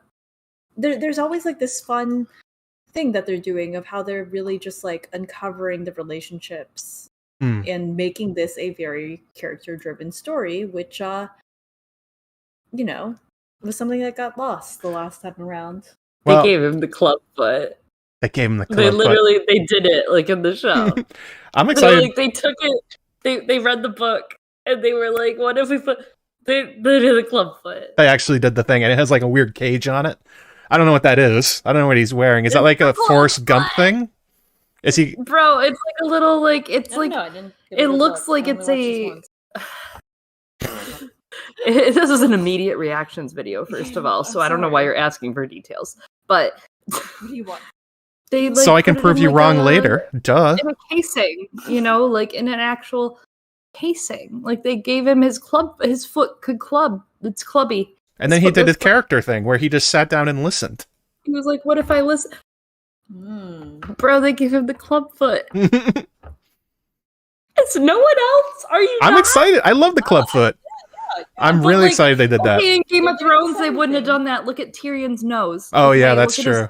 Like they don't give a shit about disfiguration. Brienne, fuck that bitch. Like they were like, oh, you have a big traumatic thing happen in your plot that matters. Ooh, let's forget about it. They gave his ass the clubfoot.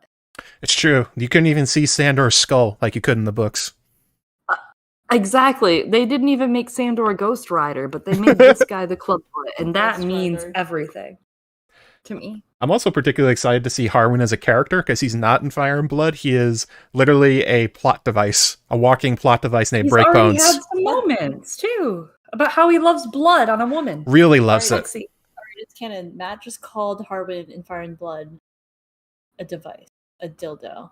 He is, and that's like Visenya being a strap. I mean, that's all he is in Fire and Blood. There's no lines. The important thing about him is that he has a lot of sex with Rhaenyra, then dies. Well, at least 3 sexes, and by that we mean assassinated by Viserys. Probably. Oh, interesting. You guys are calling Viserys for that one? Yeah. Oh, yeah. I'm a strong proponent that Viserys burns Harrenhal. Strong.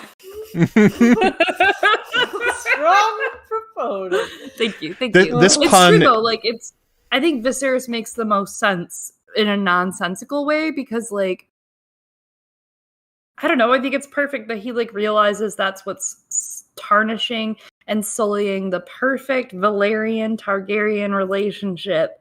Like that, people are all of a sudden like, that isn't Laener's kid, and he's like, that's funny you say that. I should kill them so that no one can ever be in doubt. Starts ripping out Vane's tongue. Exactly. He starts ripping out the tongues of people that are saying it. So, like, why do you think Harrenhal's any different?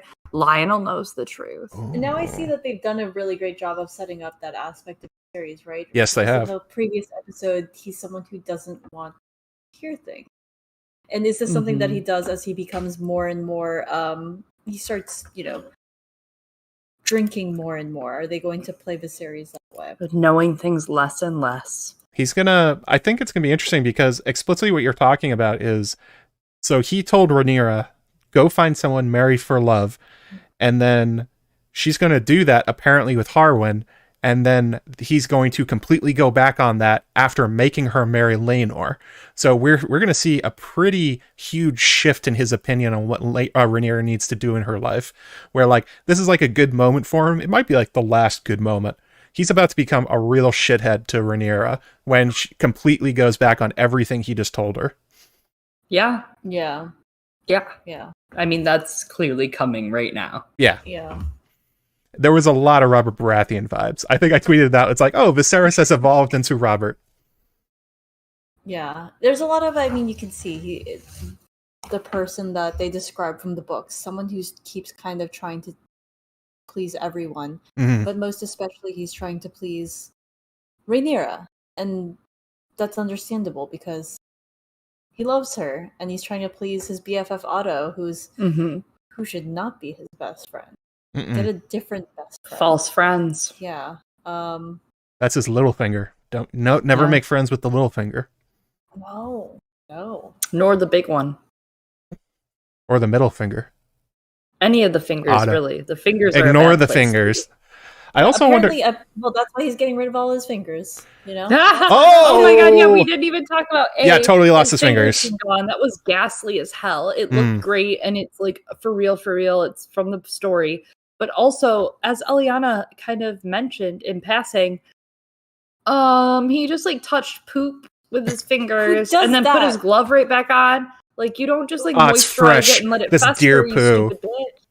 Yeah, right. Is he using it? Yeah. Is he moisturizing, keeping it in there, using it to what? Fingers are a little ashy. I don't know. He held it up to his stumps, face. I guess. Ugh.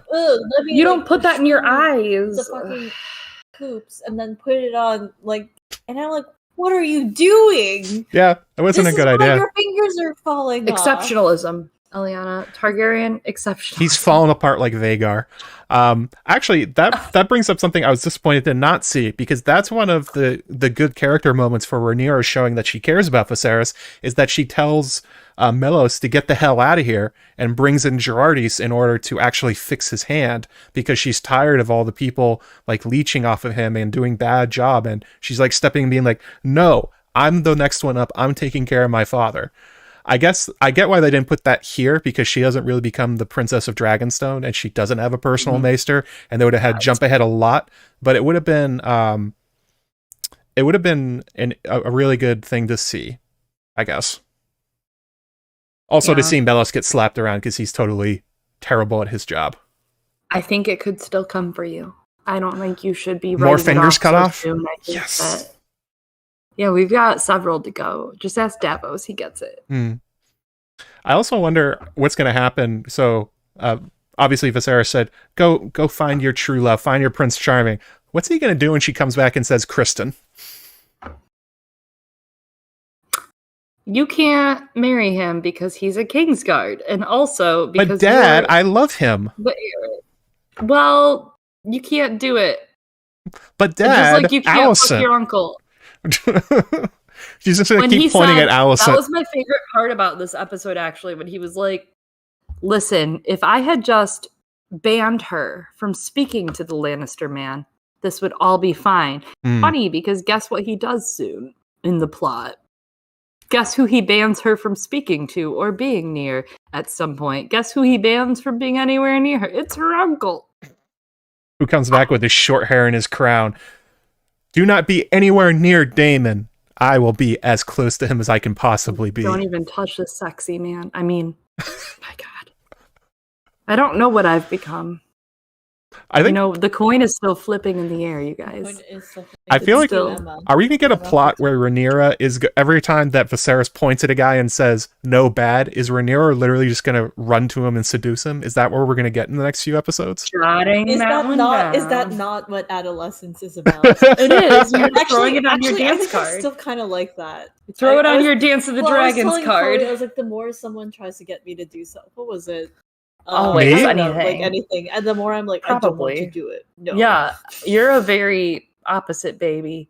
You're like, I have to be told the other thing. I'm like, I don't want to do it because someone wants me to do it. So I feel like, that's this could be Rhaenyra's plot for the next few episodes. Just like, I will tell me the bad decision so I can make it.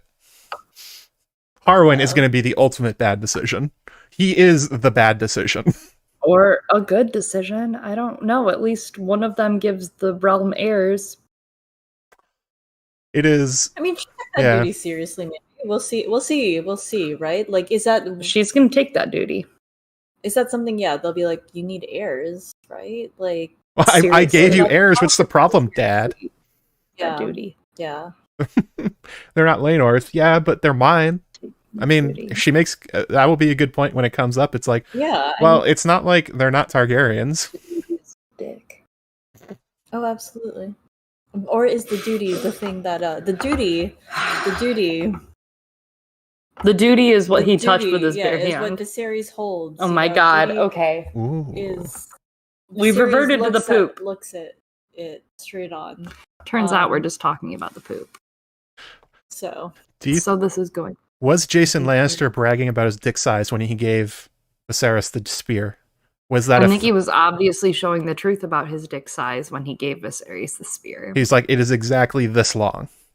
Here, sire. I think let me show you my dick. He was showing that it is exactly not that long. A, because of physics.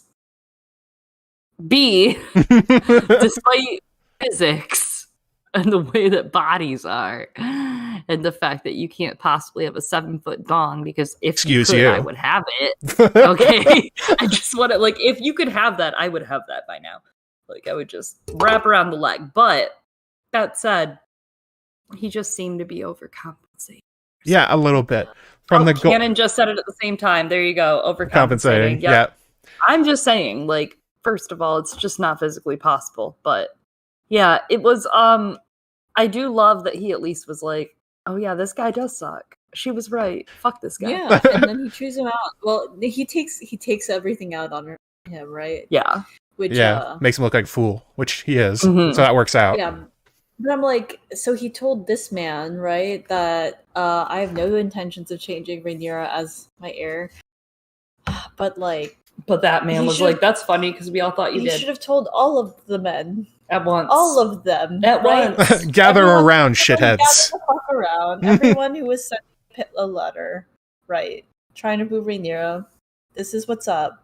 And then they would probably actually try even harder. Now that I think about it, that would actually have been probably worse off for her, on a personal level, but not from a political level. Is that not the true Love Island? Maybe the true like Love the Bachelor, Island. Remember? It is. The Bachelor. I've not watched The Bachelor or The Bachelorette yet. I kind of thought that's where that tournament was. That whole thing was going. I was like, so when are they going to do the thing where they're all going to fight for Rhaenyra's hand or something like that? It's like, oh, I guess not this episode. Maybe a future one. Next episode, I think. I think next episode's it. I think by the end of the episode, she'll be commanded to marry Rhaenyra one way or another. And she's going to yell and say, "No, I love Criston." And then he's going to say, "You can't have Criston." And then she's going to swerve and fuck Harwin instead. Or also Daemon. Knock off. Does Criston even like feel that way, right? Like it's interesting the dynamic that they had this episode. Crispin. They're getting closer, they're talking about things, but also it's to an extent he's like, this is making my life and my job very difficult.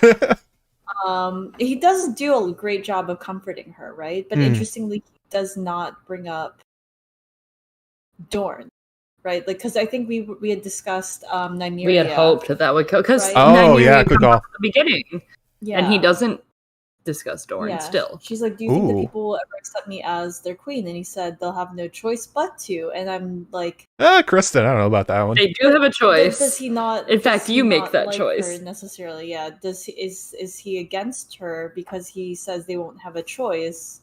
And does he feel like he has been suddenly bound and forced into this position as a Kingsguard? And I'm like, why did you throw your hat into the ring? Bowed, bent, broken. Well, kind of, because like you have this like pattern on his armor that resembles to an extent the pattern, the stitching that was on Alicent's dresses the first and the second episode, this sort of like bandage bound sort of look, and it kind of makes you feel like they're being caged, bound. His heart's in a cage. Yeah. There's also just the Jaime Cersei of it all in some aspects, right? Like obviously they're not related, but she straight up like condemns him. Yeah. To the Kingsguard in a way. And as Curtis Franks points out, and we discussed earlier, there was Nymeria, but he doesn't bring it up. He doesn't say the people can learn to accept you as a queen, right? We do. My mother is from Dorne. There was a chance. So, but like maybe there's a reason for that not being. Maybe we'll find out. Yeah. Maybe we'll find out in the future. We'll we see. still have. We have 7 episodes. Yeah, 7 episodes to go. Every week, I'm like, I can't believe I need to wait another week. I can't wait to hear what you talk about next week. The series can stop right now because they just gave me everything I wanted. So, like, high note? Just going out? They all have to burn first. All right, fine. You're welcome. They have to kill my favorites. That's okay. I wonder if he's going to... They did give us dogs. They gave us what?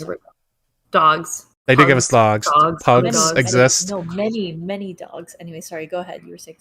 I wonder if Crispin's going to call her like his Nymeria or something like that, or if they're just going to straight up lift some lines from Aries Oakheart and Arianne Martell. Like that's what I would do.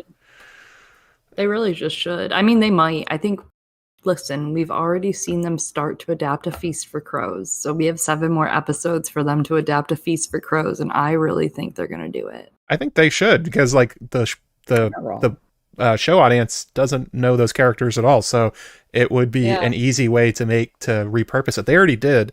Like the Emma scene was straight up ripped from Rhaegar Baratheon and Alyssa Velaryon. So there's no reason not to take that stuff and use it. I think it would be pretty good. That's honestly some of the better writing in A Feast for Crows is the Aries Oakheart and the Arianne stuff, especially the overconfidence of Arianne and that she's trying to be the plotter, but her father is sheltering her and not actually teaching her.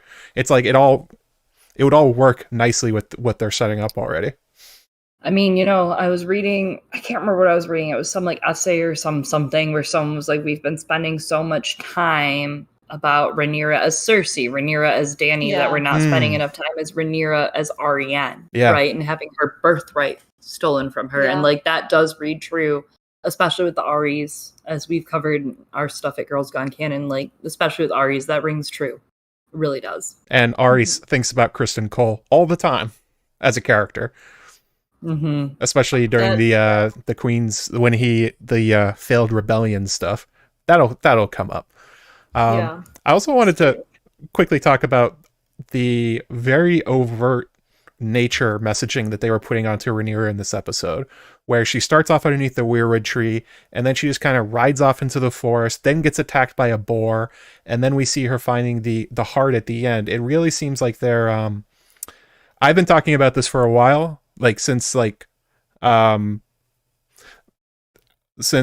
first teasers or the second teaser or something like that, where they showed the weirwood, and I was like, I think they're going to have a lot of Greenseer presence that people aren't accounting for. I was excited they already did the Aegon and the prophecy and the dragon dream stuff, but this is the other half of it.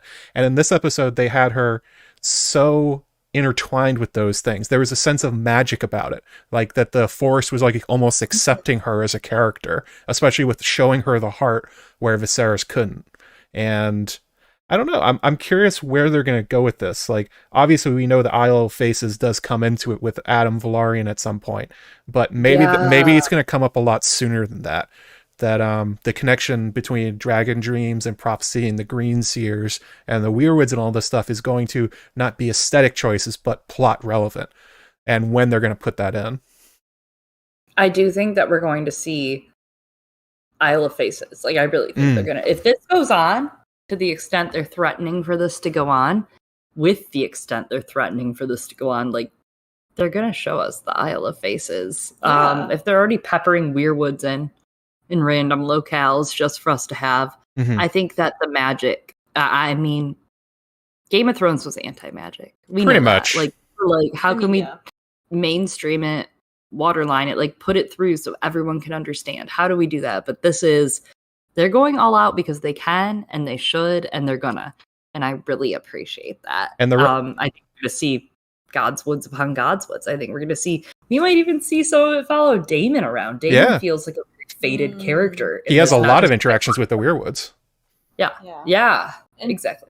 People wanted that, right? Like, low-key, everyone... Not just like that. Like, I think people, the general public, people like the magical aspect. They love. They're like, oh my god, that's so cool that happened. Like that there was that thing, and then also, so they're doing that, and they're digging into the character driven aspect of the story. I'm pleased. I'm fed. They also kind of touched on the fan theory. There's already people that think the boar that killed Robert was controlled by Bloodraven because it had one eye. Like, that's already a fan theory. And then they have another boar at a hunt charge Rhaenyra. I'm not saying that was a Greenseer that sent it, but for dedicated book fans, it's hard not to see that scene and not see it as them referencing the idea that they know this stuff is going on in the background and they're continuing to slowly raise the volume on it. There's a lot of that. I think this show has so much of that so far, of like, same themes, better who dis, raise the volume. Like, I mean, and it's not a petty thing. It's just like, they've been afforded that. They have the budget now-ish. They have the backers. They have people supporting it. They have the $100 million of marketing to spend on it. It's good. I mean, full stop. I watched Rings of Power episode 1 today, and it was good. I famously, we don't do Lord of the Rings personally. It's just not for us to. We leave that to smarter, better, stronger men than the guy out of frame. Yeah, like, keep you guys there. Strong? We leave that to Harwin Strong. But, like, it's just not... Harwin loves Lord of the Rings. I've started it recently. I'm not very far. I'm still in the prologue, and it's a long prologue. But the show was cool. I actually really liked it. I knew nothing of what was happening in it. But I really was like, okay, sick, really good looking, pretty. And watching it all fall together, I was like, House of the Dragon's more cohesive, man. I don't know. It feels home. It feels safer. Maybe if I loved Lord of the Rings, it would be different, right? But House of the Dragon, to me, I was like, oh, that's my home. I love this place. I never want to leave this show. I don't particularly love Fire and Blood as a book. Like, Heresy, I know. Like, of George's products in A Song of Ice and Fire universe, it's, like, not high up there. Well, okay, so my least favorite is World of Ice and Fire. Oh yeah, of course. For me, there's that's number one. There's there's Aswaf, right? There's the 5 main books, Fire and Blood, and the World of Ice and Fire. From you, World of Ice and Fire is Dunk and Egg. Oh yeah, right. Dunk and Egg. Those all count. Those all count for me. Like, I don't consider the Wit and Wisdom. No offense to anyone else who loves the book. I don't consider. Are there Wit and Wisdom of Tyrion Lannister fans? Oh, and I guess technically the Lands of Ice and Fire count too. But anyways, yeah, I like Fire and Blood, but I find it I've told Chloe this. I find it inconsistent in quality. Wow, it's kind of on purpose. That's the way he wrote it. I've said this multiple times as well on our. You have unfortunately said it out loud publicly. But my point is, I'm not a huge fan of Fire and Blood. It's good, like bordering on great at times, but I love House of the Dragon way more than I love Fire and Blood, especially the way that they're That's a strong declaration. That is interesting. That's so far it is much better to me. What? Do you like it more than had you gotten the prologue that you wanted? So, Matt and I had discussed long ago on Mr. Monthly which adaptation. Oh yeah, that's right. Wanted HBO or like whatever to do when the spin-offs were announced. Do you feel like you like this enough? Compared to what you had originally wanted. So what Eliana's saying is that I had called for essentially the Long Night Show, the Blood Moon, which got canceled. That was my pitch. I had said I wanted that one. And actually the things that I wanted the most about that, they have integrated here. I was thinking that, yeah. The increase in magic, the use of prophecy, the mixing of the real and the ethereal and all that kind of stuff, and like a more magical world. That was the real draw for me for that time frame, because it was going to be the Age of Heroes. This is when it was going to be the highest magic level you could, and you're going to see a lot of like legendary figures and where a lot of stories come from, and they're kind of doing that here. They've taken the parts I want from that, just putting into a different setting that I didn't expect. Yeah. I agree. Also, we were all together when Fire and Blood came out. Yeah, so to me it's really personal that you two are sitting here saying it's not that good. Like, we hate Fire and Blood. We hate our memories with you, Chloe. I know, I really am taking it personally. I'm like, were we not all drunk off of Johnny Walker, Fire and Ice, fucking rum? Were me and Jeff and Emmett arguing about Aegon the Third drunk on stream? I don't know what was discussed that night. Aegon the Third. I don't want to know. It was Aegon the Third. Me and Jeff were like the only ones that skipped to the end of the book immediately, and we're like trying to figure out the mysteries. And you guys were like, "We just want to drink." We did want to drink. The power, the waning power of the Targaryen women, dragons and stuff. But which you got the book, and none of us did. So. Oh, I missed the super chat. Thank you, Bernie, for the $5. Dragon Dreams No More. Love you guys. Burn it down, girl. That's our girl. She is hyped as hell about this show. She is constantly talking about it. I've seen her in a couple of the chats, talking about it. Not just here. I mean, across. Also that they literally, this was gift wrapped to me personally. Episode 3 of House of the Dragon. So like, if they were trying to get me on board, they did it. I was already very, very happy with the first two, but this was like everything. They're like, this is for Matt. They were not fluffy dogs, but they were dogs. There were so many doggos. So that gives me a great idea. What for next episode to kind of bring us to the end of like... Bring it home. Yeah. What do you need in the next episode? What is your thing, Dr. Magician? I need to see Harwin and Larys as people. Right now they have just been introduced as their book descriptions. I want to see more of them. I want to see, and especially how they interact with Lionel. I want to like I've thought for a while that the relationship between Larys and Harwin is that Larys is jealous of Harwin getting Rhaenyra, like the kind of creepy guy from afar that he never gets anything. Both have access. Yeah, they're like, why can't I be offered for Rhaenyra? And it's gonna be like, well, you have a club foot and you're creepy and weird. Well, that could be something that could make him hate his father and his brother. I want to see, like, is that what's going to happen? Oh, you think he burned Harrenhal, don't you? I am curious. He did benefit quite a bit. Oh, you believe that Larys Strong burned Harrenhal. Interesting. We are at odds. You are not. I am not. I am actually, I do not think that he did it because he didn't do anything with Harrenhal. He never claimed it. Like He's smart. Well, I guess. Yeah. But he didn't take the incomes. He left it to Simon Strong. If he did it, it was just a hit on his brother and his dad. Whereas a lot more people have much better reasons, but he is also the master of whispers and a torturer. So, like, I don't think you could rule it out. Okay. I feel like he's, you get a lot of Varys vibes from him in the book, right? In Fire and Blood. But I'm kind of wondering if we're going to get Book 5 Tyrion. That's a great thought. It's very Larry's. Yeah. I never thought of that. Things the show never gave us. Book 5 Tyrion, right? Like, and it's not like, and it's kind of stemming off of what you were saying, right? I don't know if he's like interested in Rhaenyra or the idea of being offered, but is he being treated, right? Like, the show keeps talking about that, and not the show, the story in general, right? And Second Sons, yeah. I have discussed in depth, not Second Sons, Bastards, Cripples. Yeah, exactly, that too. But also Second Sons as well, right? And how Tyrion feels that being a dwarf is the same as being a bastard in his father's eyes. And it's the same, right? It's a physical and visible deformity, disability, and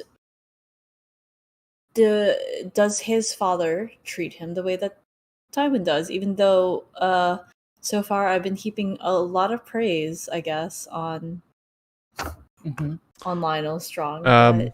Yeah. Also, somebody in the chat asking, isn't Lair Strong the father of Alice? No, it's hinted Lionel is, but it's unclear. She's like timeless. They're talking about Alice Rivers a lot in the chat while we're talking about this. So no, Larys is not Alice's father. Might be her half brother or half sister. Nobody's really sure about Alice. This is one of the reasons that people think that like she could be like Melisandre, or she could be kind of this out of nowhere character because she's an enigma. Of course, that could also be because she's a woman in the history of Westeros, which does not pay attention to them, especially when she's a bastard. So like nobody knows where she came from. That's sort of the fog of war about her. But that won't be for this season, most likely. Probably season 2. Yeah. We gotta shuffle through a few characters first. So what is your gotta have next episode? What will sell you to get you to the midpoint of season 1, Eliana? Oh, I don't know. I'm already sold. I was sold the moment they announced the show.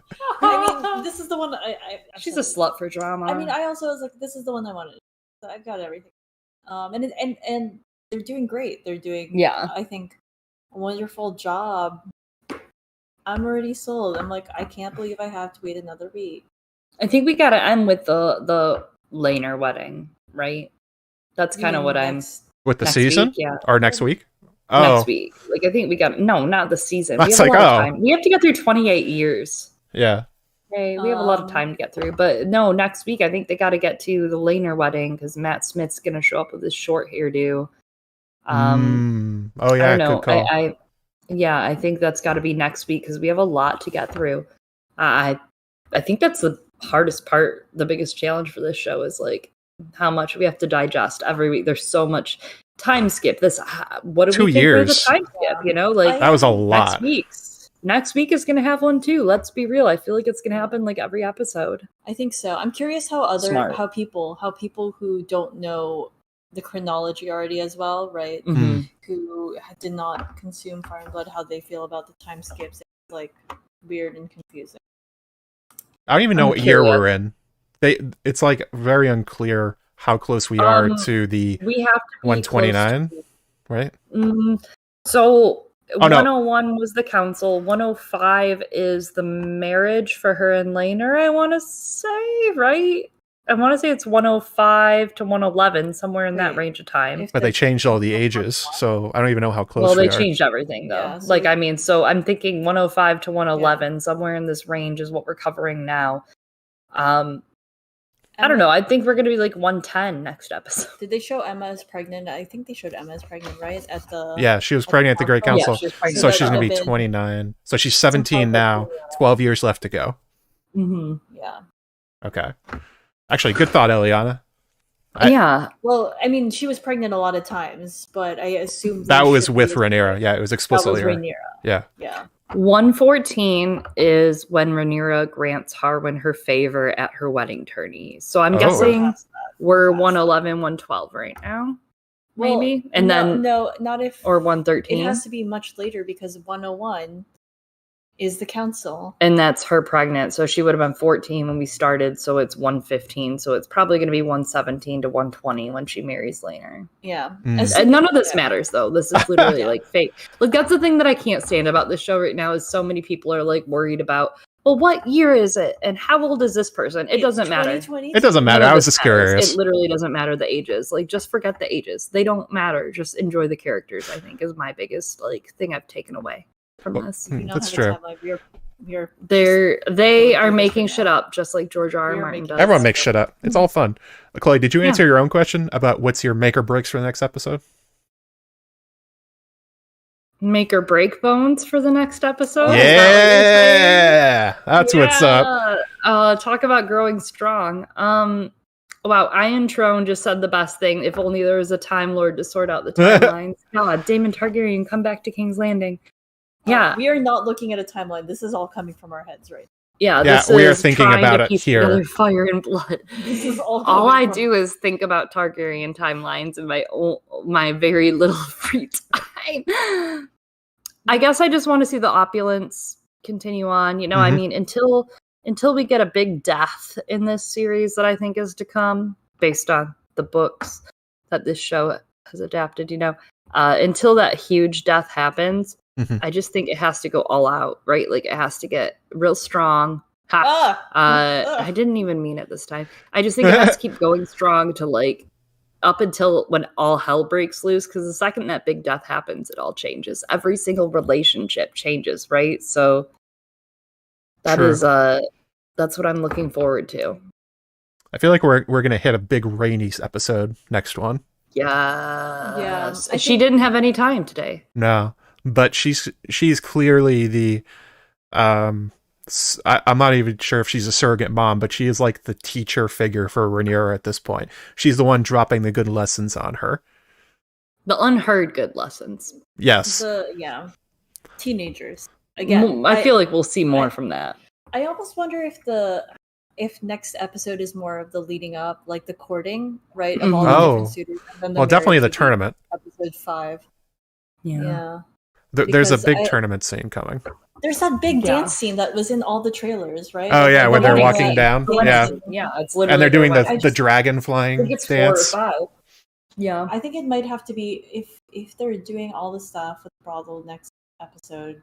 5. It has to be 5. Wedding is 5. Next episode is, here's all the suitors. But they age up. Well, no, that makes sense because she could be pregnant in 5 and then the big age up happens episode 6, so then you can get all the kids aged up. I don't know. It's an idea. It also tells you when they're going to do the Fire and Harrenhal scene, because we've seen Harwin interacting with Emma Darcy, so that's not going to happen for.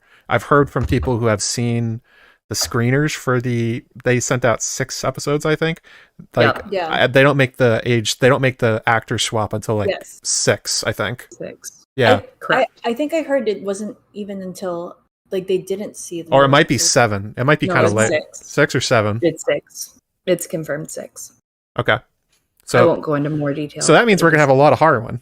Harwin's sticking around for a while. He's not instantly gonna get burned. Oh, he's sticking somewhere.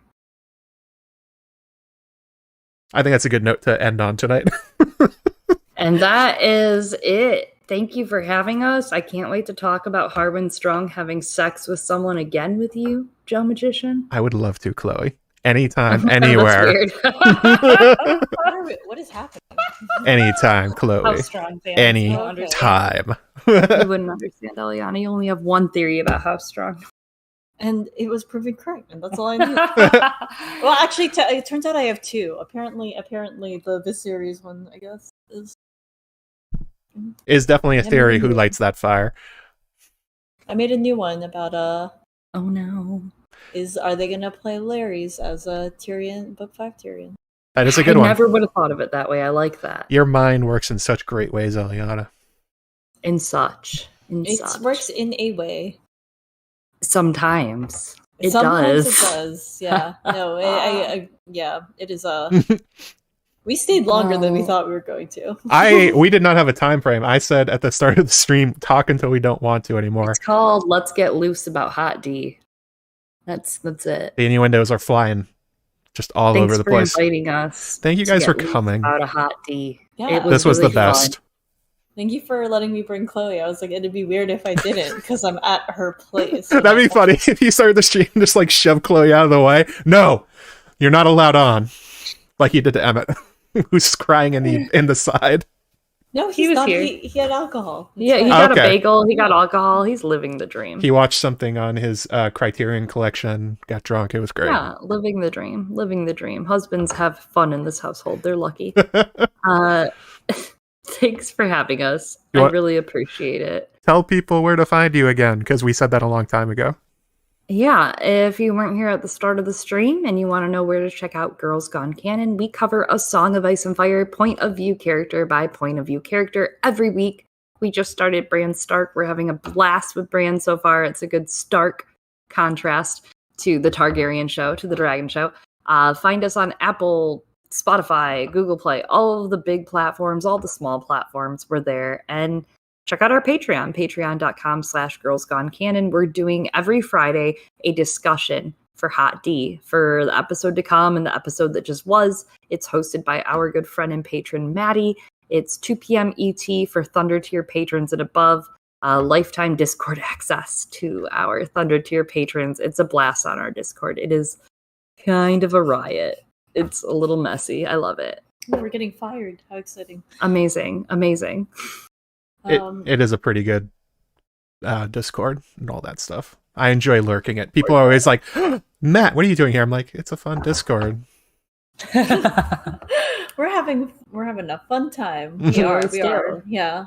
And every now and then, we cover other things, but for now we're gonna hold off on those. We just wrapped up our His Dark Materials coverage of those books, right? We finished the original trilogy, right?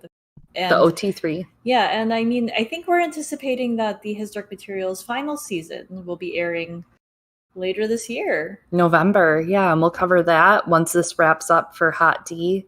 Mm-hmm. Once our Hot D is sheathed, we will cover the His Dark Materials TV show, and we'll see what 2023 holds for us after that. Notably less Hot D in His Dark Materials. A dramatically less amount of Hot D.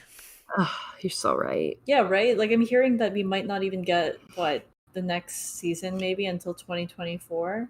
Yeah, might be a little bit of a wait, like a Succession. A Succession wait. It's going to be a while. But when is the next Succession? Next year, hopefully. Oh my Don't God. talk about it, Eliana. Oh my God. If you haven't watched Succession, you need to watch it. I almost jinxed it. Oh my goodness. Thank you again, Dr. Magician. Dr. Professor. PhD. Yeah. Thank you again, Magical man. man. Thank you. Oh my God, Hot Night. Thank you guys for coming on my night of Jubilee and celebration and all the good things. I could not have picked a more perfect episode because they literally didn't. We just picked it a week and it happened to be the perfect one. It's like the gods chose it for us that you would be on my favorite episode so far. It works so good.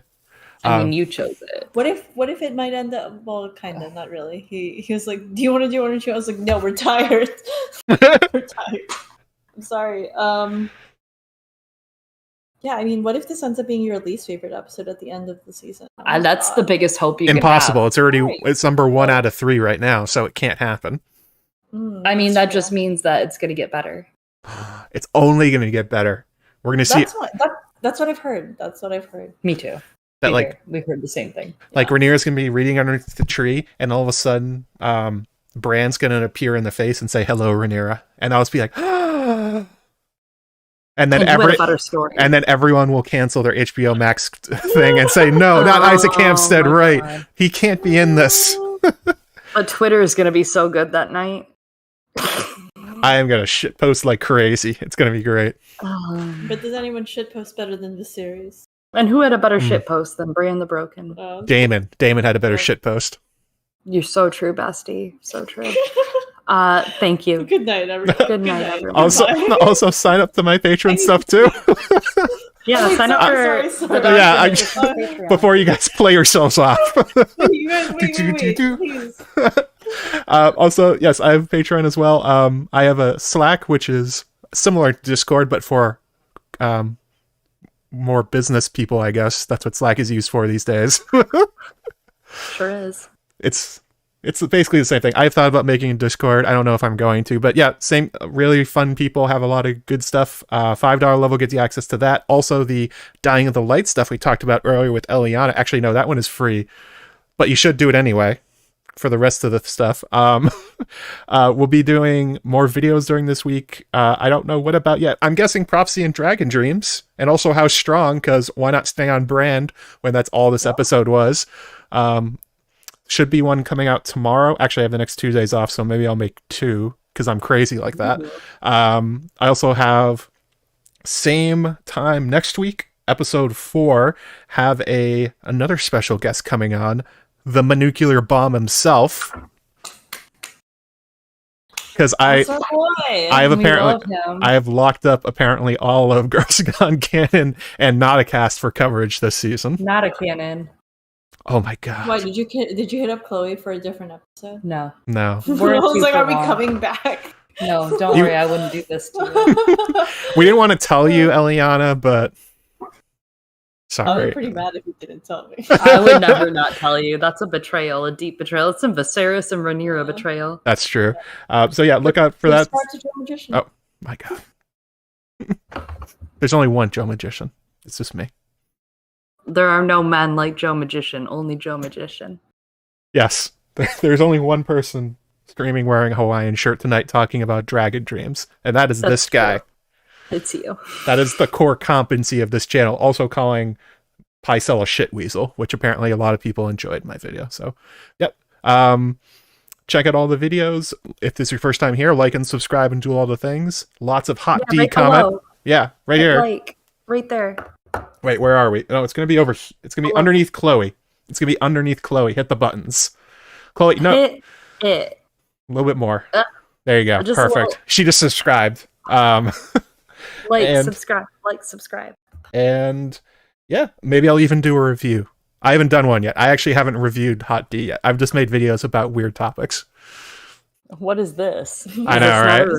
That's kind of what I thought. I was like, well, What are we to you? It's a fun review. But, you know, everyone does their serious ones where I have to write it out. I think these are more fun because the rapid ones, I think, are fun. Well, good night, Joe Magician stream. This is our only rapid one, probably. This is it. It is hard to do, especially when you don't have the episode ahead of time. We'll be doing non-rapid. Yeah, that's true. Anyway, thank you guys everybody for coming tonight. I will see you soon and have a good night. Goodbye.